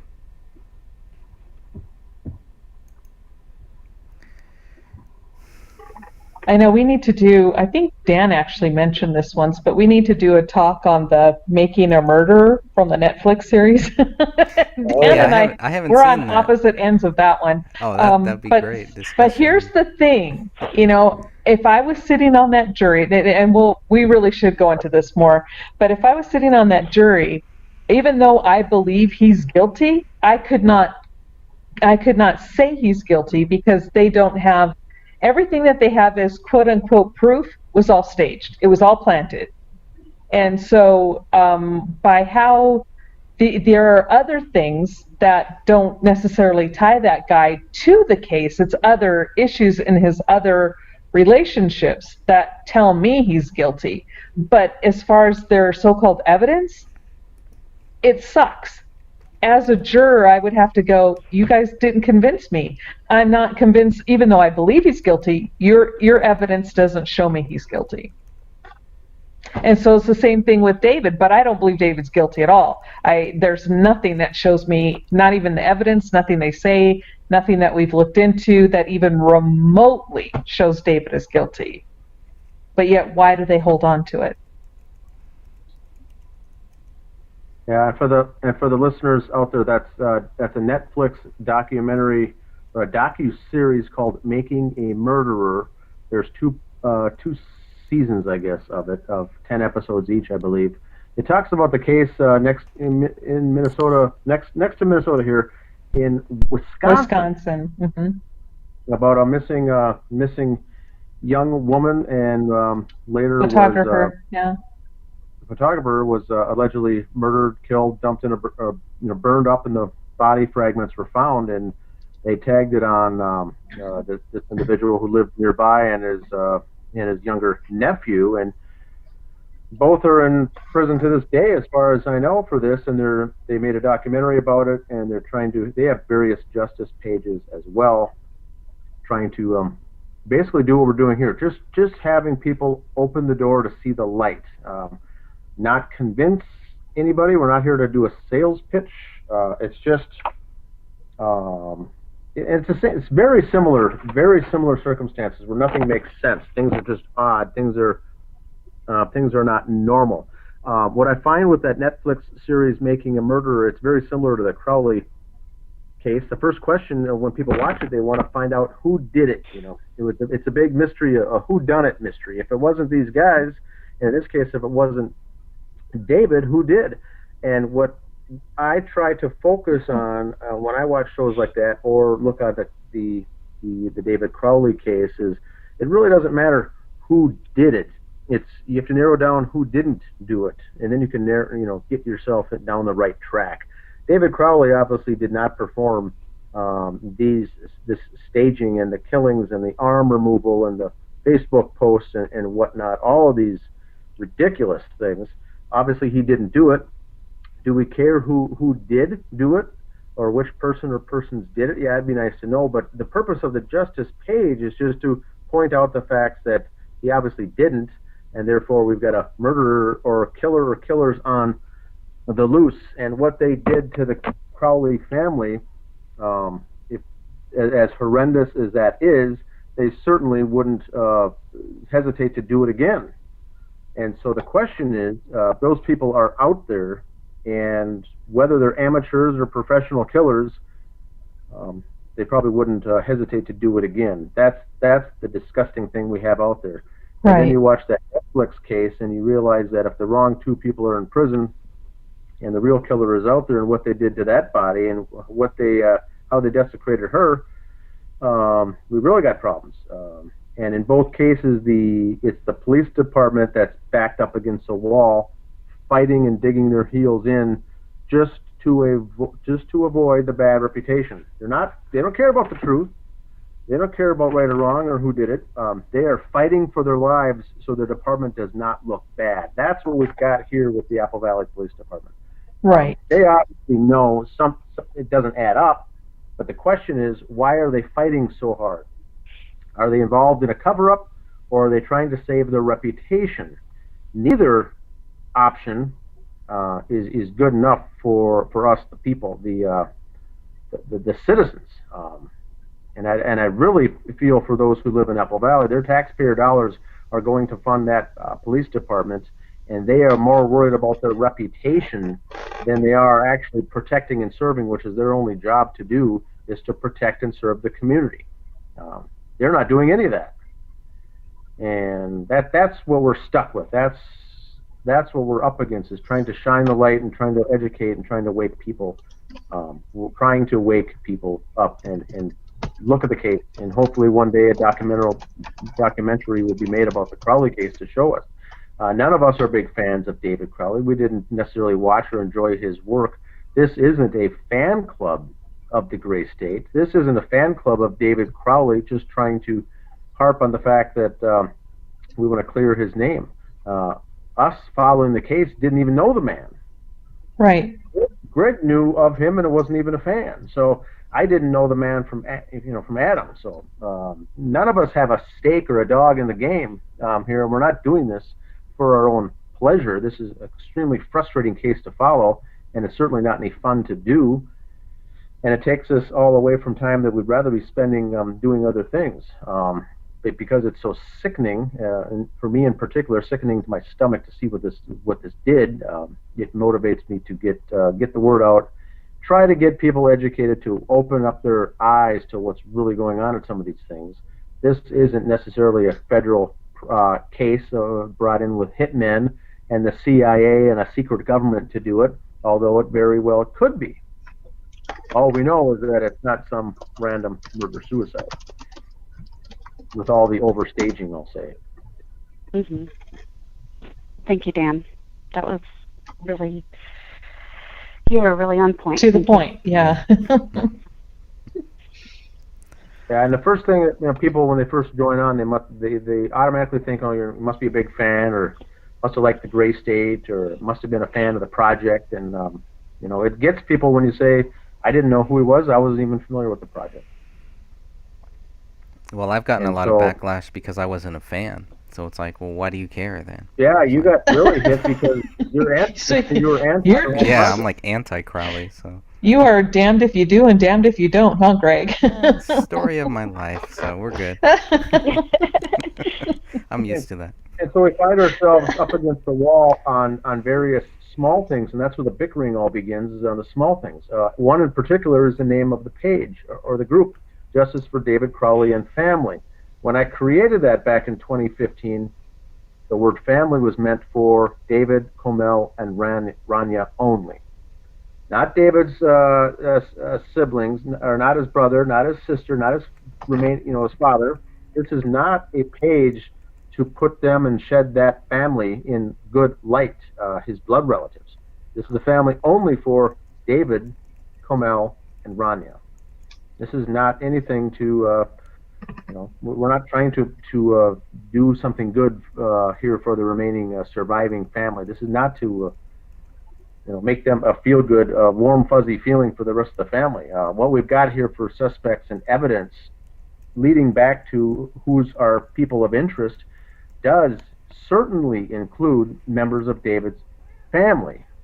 His father and his brother are certainly included in the pool of suspects in my mind. Did they do it? I don't know. They may or may not have been. But they certainly would have been, or should have been, treated as suspects for what they did and their actions and their behavior before, during, and after the bodies are found. All right, guys, I got to jump off here in about 2 minutes. Anything else to go over for tonight? I don't have anything else. Do you guys? No, I don't have anything else. What I posted on the Justice for David Crowley and Family page just now was a screenshot, a JPEG image of those last two emails, correspondence between Danny August Mason and David Crowley, one on December 9th and a response on December 16th. And we know a week later the bodies were found. December 9th, and I'll read it, David writes to Danny, who's still, from August 1st, refusing to sign that release statement. It says, in deference to your hesitation to sign the GS release document, I give you these verbal guarantees. You will have, number one, full producer credit on the film The Rise, unpaid. It's an unpaid, that's the Rise documentary that did come out later under Sean Wright. He was going to give him a full producer credit on The Rise. And then number two, guaranteed casting as lead role of John Wanek in Gray State series in a paid position. Now, two things are important here in him giving this verbal guarantee. He uses the phrase Gray State series. We already know it was not going to be made a movie. It was going to be a web series or an internet series, or a television series, sorry, a series of some sort. And that's what Mike Boggio said from the producers of the Meg Entertainment Group, a series. So here on December 9th, 2014, for all of you out there who says there was no deal, David Crowley himself is going to guarantee a role for Danny August Mason, playing character John Wanek in the Gray State series, and he's going to pay him, and it's a paid position. So he said, after that, he says, you will have every opportunity to continue to collaborate, write, and produce episodes. Episodes, plural, with an S. Series, keep that in mind, and retaining your cherished position as a co-creator of the original concept in the public eye. But I will not be able to sign you into any contracted roles until I have your signed release document. I would like to have it by December 16th. There's the deadline, December 16th, after which we would be free to discuss a future with Gray State that's more respectful for your talents as a paid professional. That email was sent on December 9th, and that obviously has legalese written into it that had David, we can assume here, it was in working with his attorney, Adam Gislason, to get this out, saying, we want you to release your rights from the movie. This is not saying I'm pulling the plug on you and our friendship and our business association. He said, I'll still give you the full credit, producer credit in the documentary, and I'll cast you as the lead role in the Gray State series. You'll even be paid for it. All you have to do is sign the document. Danny August Mason refused to sign that document because of a misunderstanding. He thought David was pushing him aside, pushing him out, and cutting him off. And in retaliation, he refused to sign it.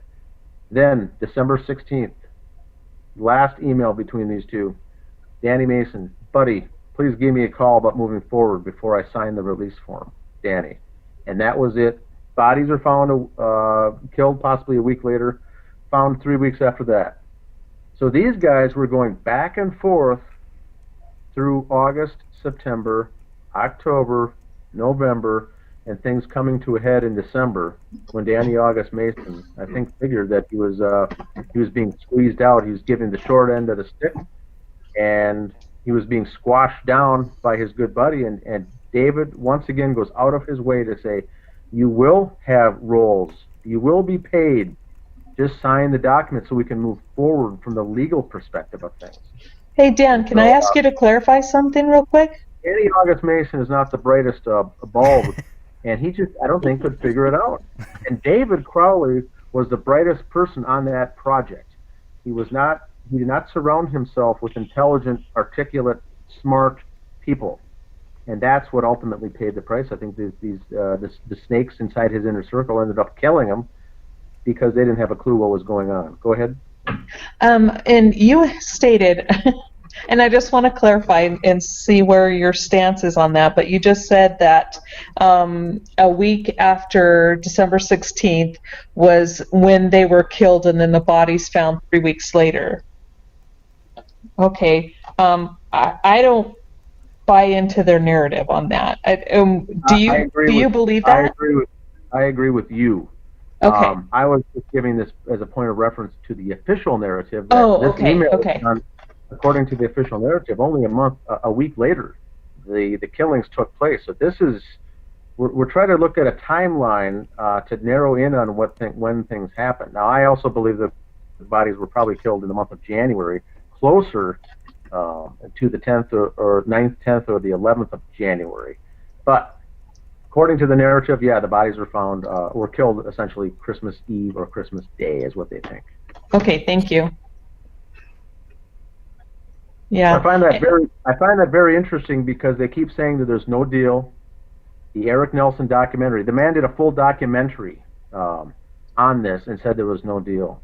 Kenneth Maines is a full-time investigator, says there was no deal. The Apple Valley Police says there was no deal. So the question is, if there was, did the investigators simply not do their homework?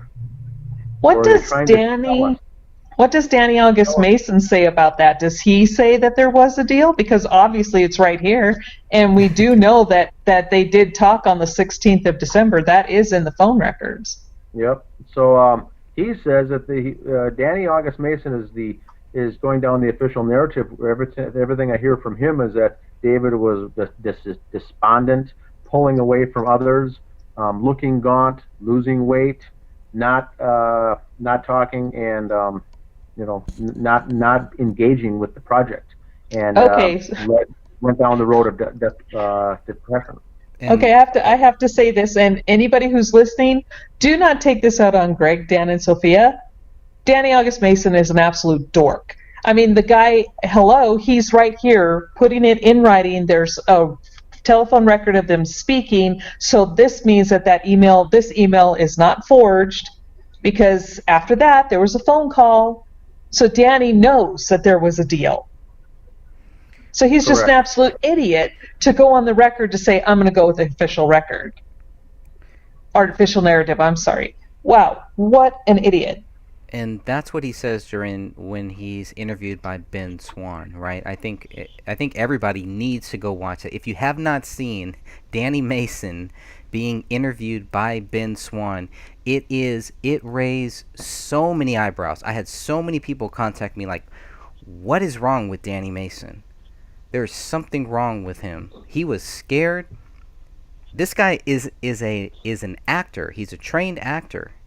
He would know. He's not even very good. Well, I've watched him, and the guy sucks. I wouldn't. I might debate you he doesn't on that. convince. I might debate you on Okay, that. yeah, we could do that because no, he is, like I said before, he is at best a D-list actor.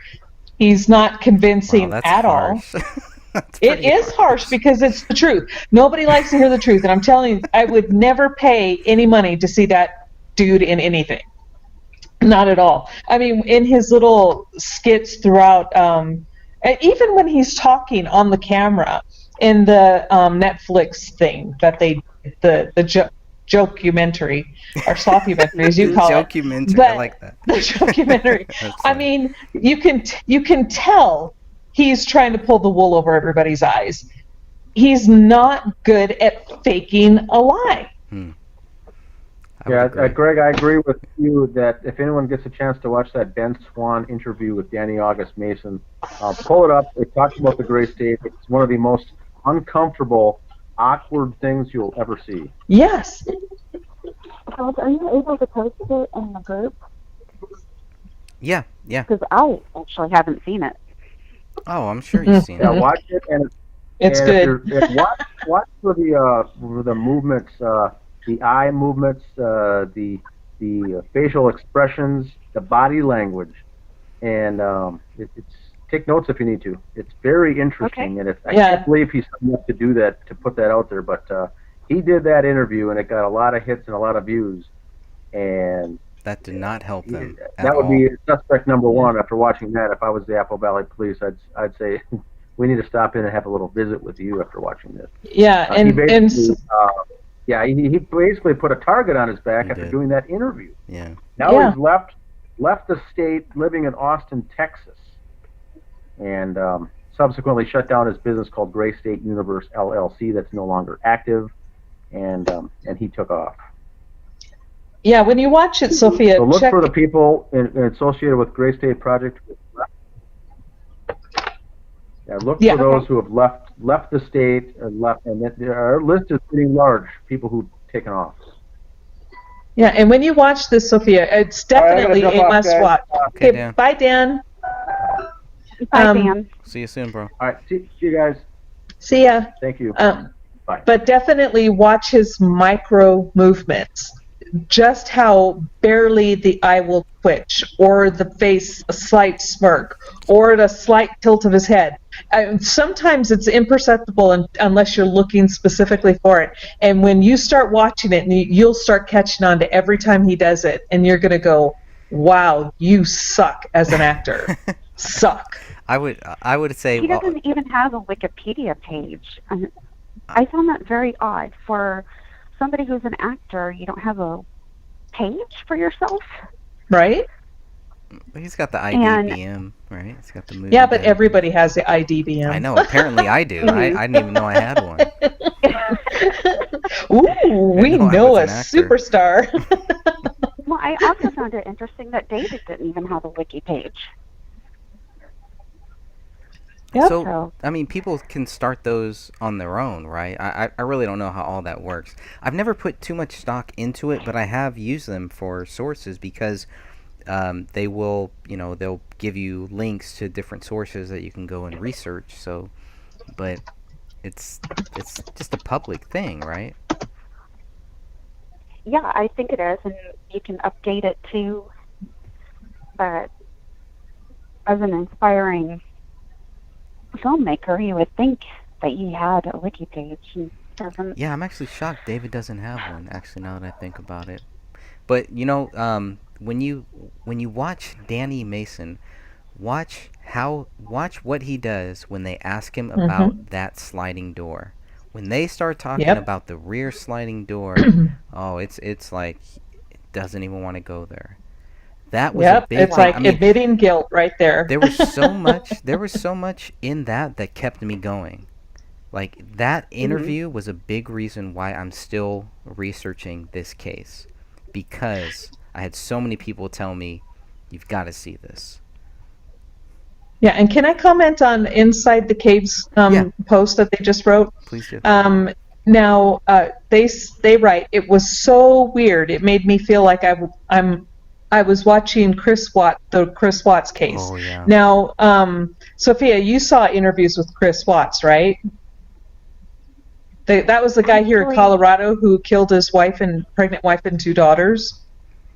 No, I didn't. I'm That's not a big TV person. It's a sad Okay, case. well, it was a huge case out here, and I heard a lot about it because my son actually worked with, and not worked with, is friends with the crew that Chris Watts worked for, and knows the people who own that land where he dumped the bodies in the oil things. I can't speak today, but where they found the bodies. But anyway, I mean, when you watch Chris Watts, I mean, you could tell the guy's an absolute liar. I mean, he's just pulling stuff out of his butt and out of thin air. And that's how Danny August Mason is with oil tanks. Thank you, Laura Christensen. I'm telling you, What did she say? it's oil tanks. I couldn't think of the word. So she's like, it was oil tanks. So thank you, Laura. But yes, so if you when you watch, you have to absolutely watch what they were talking about with Danny August Mason. Watch that, and then go back and watch the Chris Watts interviews, and you will see a very good comparison. Okay. I think the only thing that I really know about Chris Watts is, didn't they catch him on video? His neighbor caught him putting something, but they couldn't tell what it was, into the back of his truck. He'd backed his truck up into the house at like super early in the morning, which was not normal. Mm-hmm. And then when he took the police officer over to his house, he goes, the neighbor says, "Oh, I have video of that morning," and Chris Watts follows him. And then you watch his body movements, and he's like, "Oh God, I'm going to get busted. I'm going to get busted." Yeah. It was right there that the cops started to realize that he was guilty, but they didn't say anything. They played it really well. The police officers did. Yeah. They did a great job on that one. Too bad we can't get them to look into this case. I know, right?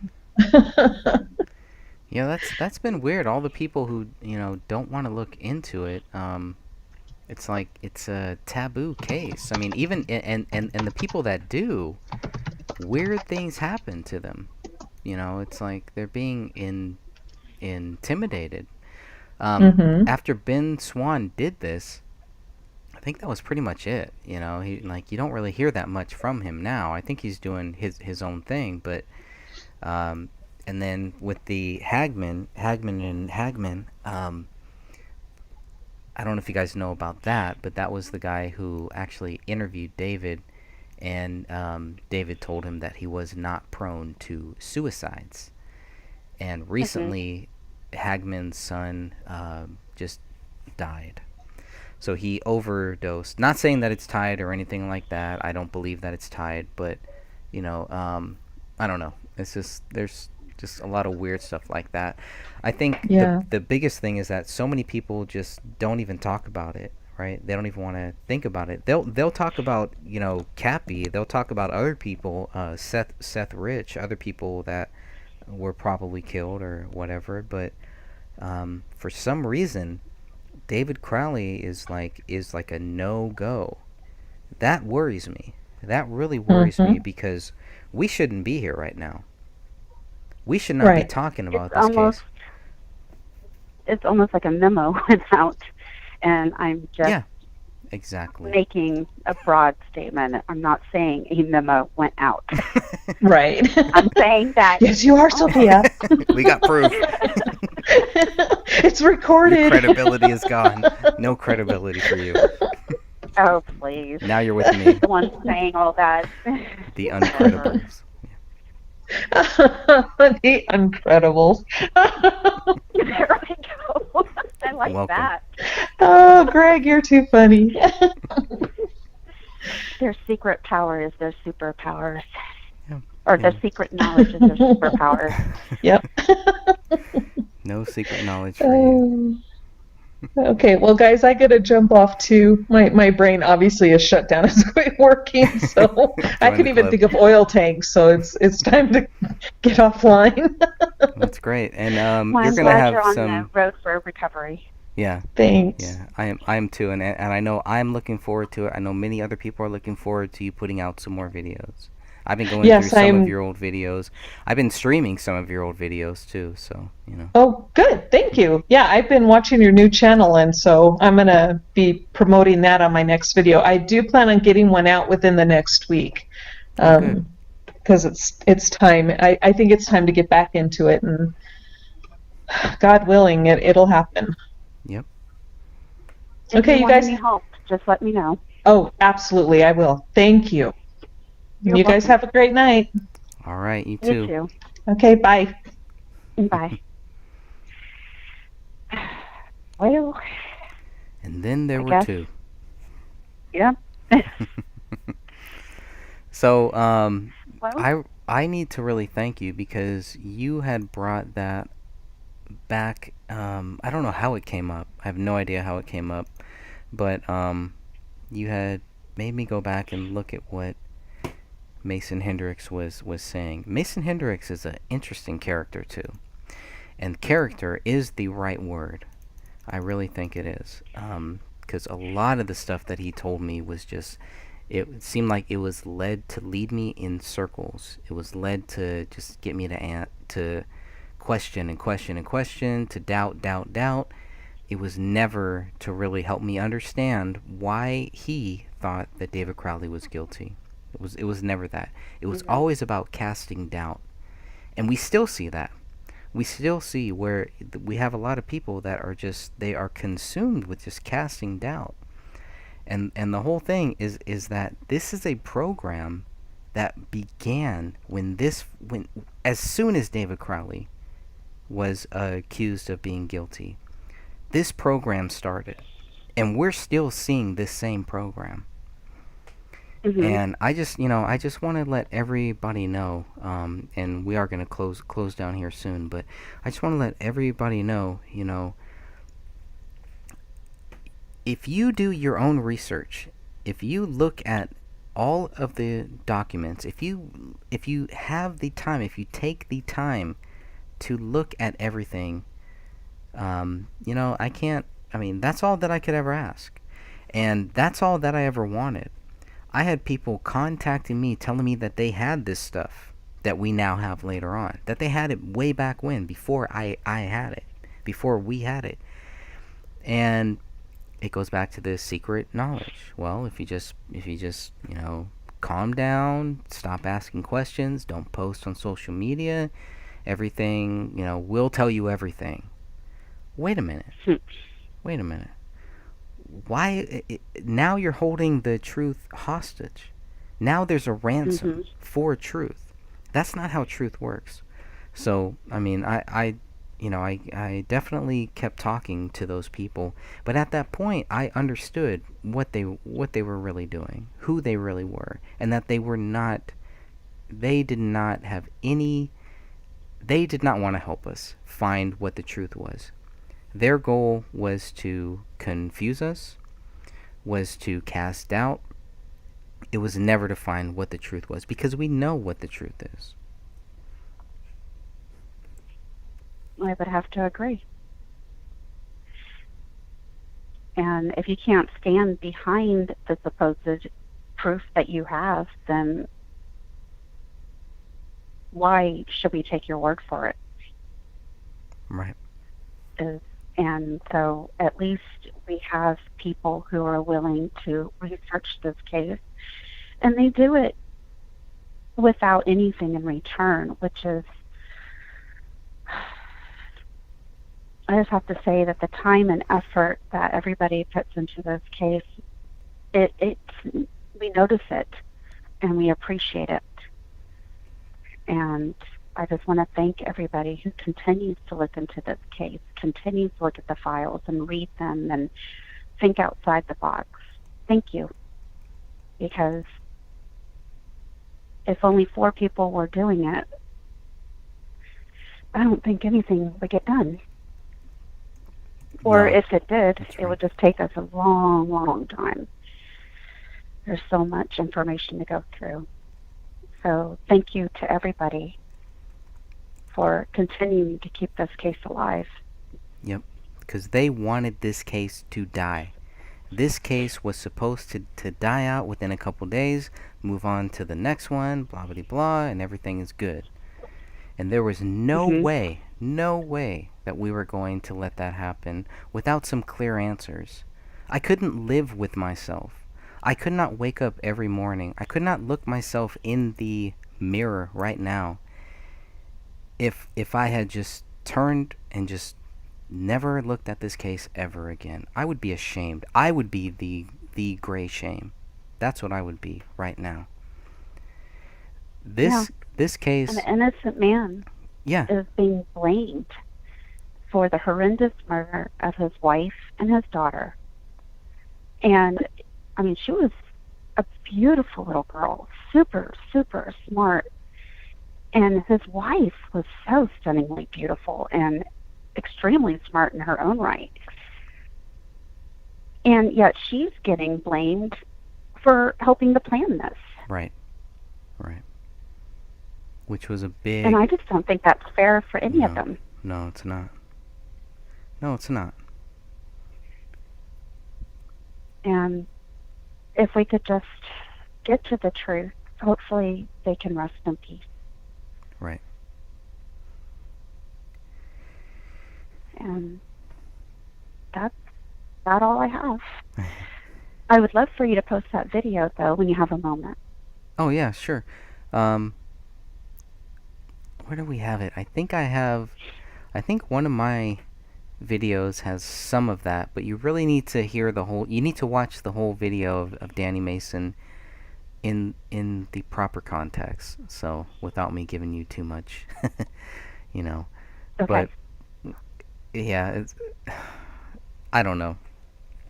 It really bothered me. I mean, at that time, I was trying to really figure out what alternative news media was really good, what alternative news media was bad, who I should waste my time on, who I shouldn't waste my time on, who I should spend my time on. And, God showed me very, very quickly, who I should not waste my time on. I'm not going to waste my time on people that are going to look at this clear-cut case that have stroke, that can get other people looking at this, that can help us reopen this case. And they did nothing. I'll never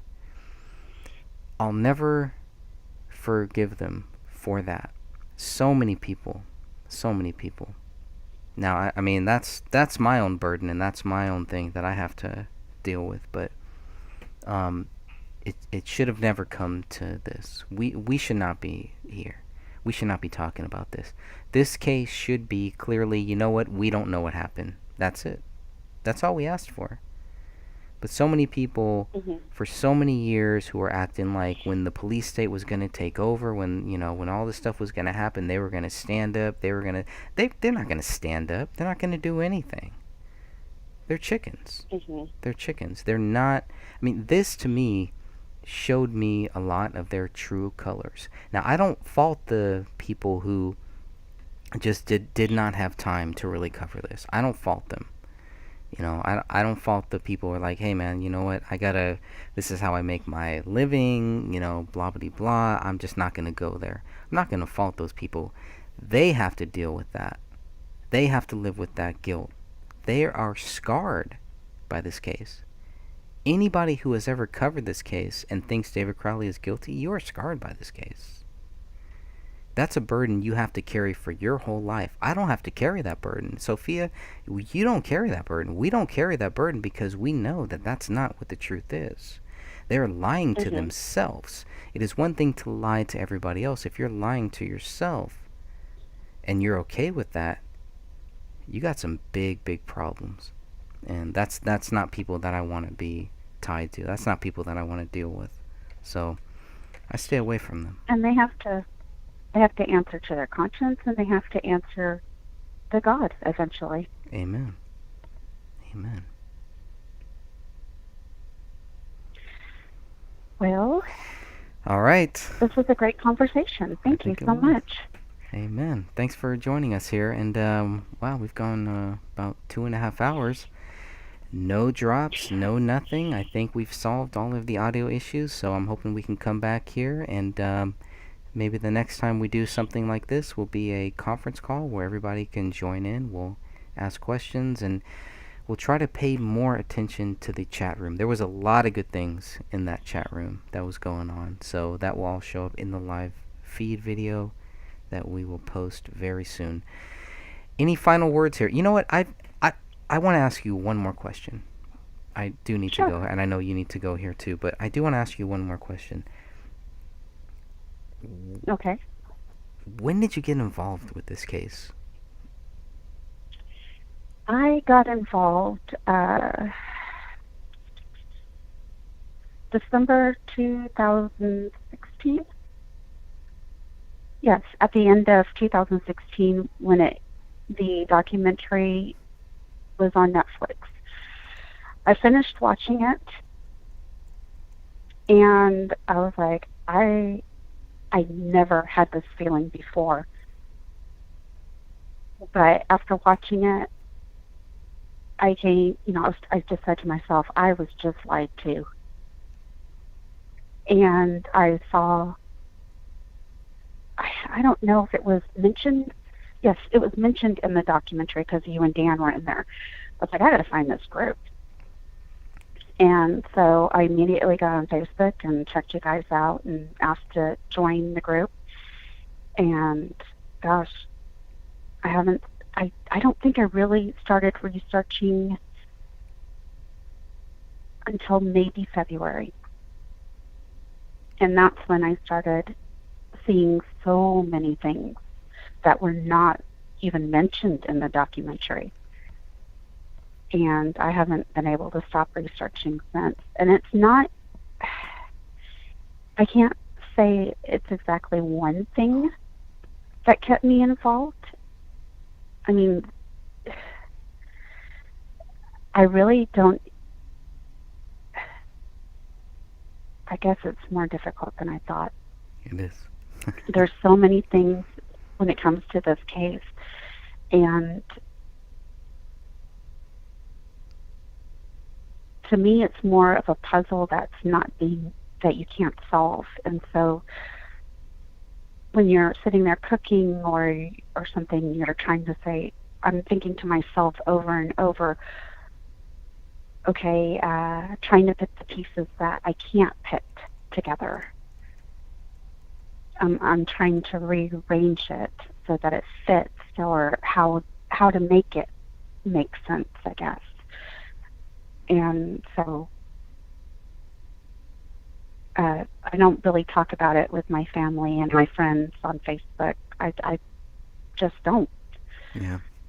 And I might talk about it every now and then. Rant about it is the better word to my daughter, but she just rolls her eyes. And that's about it. I mean, yeah, I mean, I try not to talk about people that I know are going to be nervous about it, or if it's going to stress them out, like, or if it's people that I know don't want to hear about it, fine. mm-hmm. I find that a lot of police, just local police and things like that, they're kind of fascinated by that. They're kind of fascinated by this case and by what the police did wrong, because they don't want to do that wrong either. So even if it's just, a case where it's like, hey, you guys, make sure you don't do this, make sure you look up, make sure you don't leave the house without as many bullets as possible, blah, blah, blah. Those simple things, I think, have kind of helped some of the local cops make sure that they don't do what the Apple Valley Police did.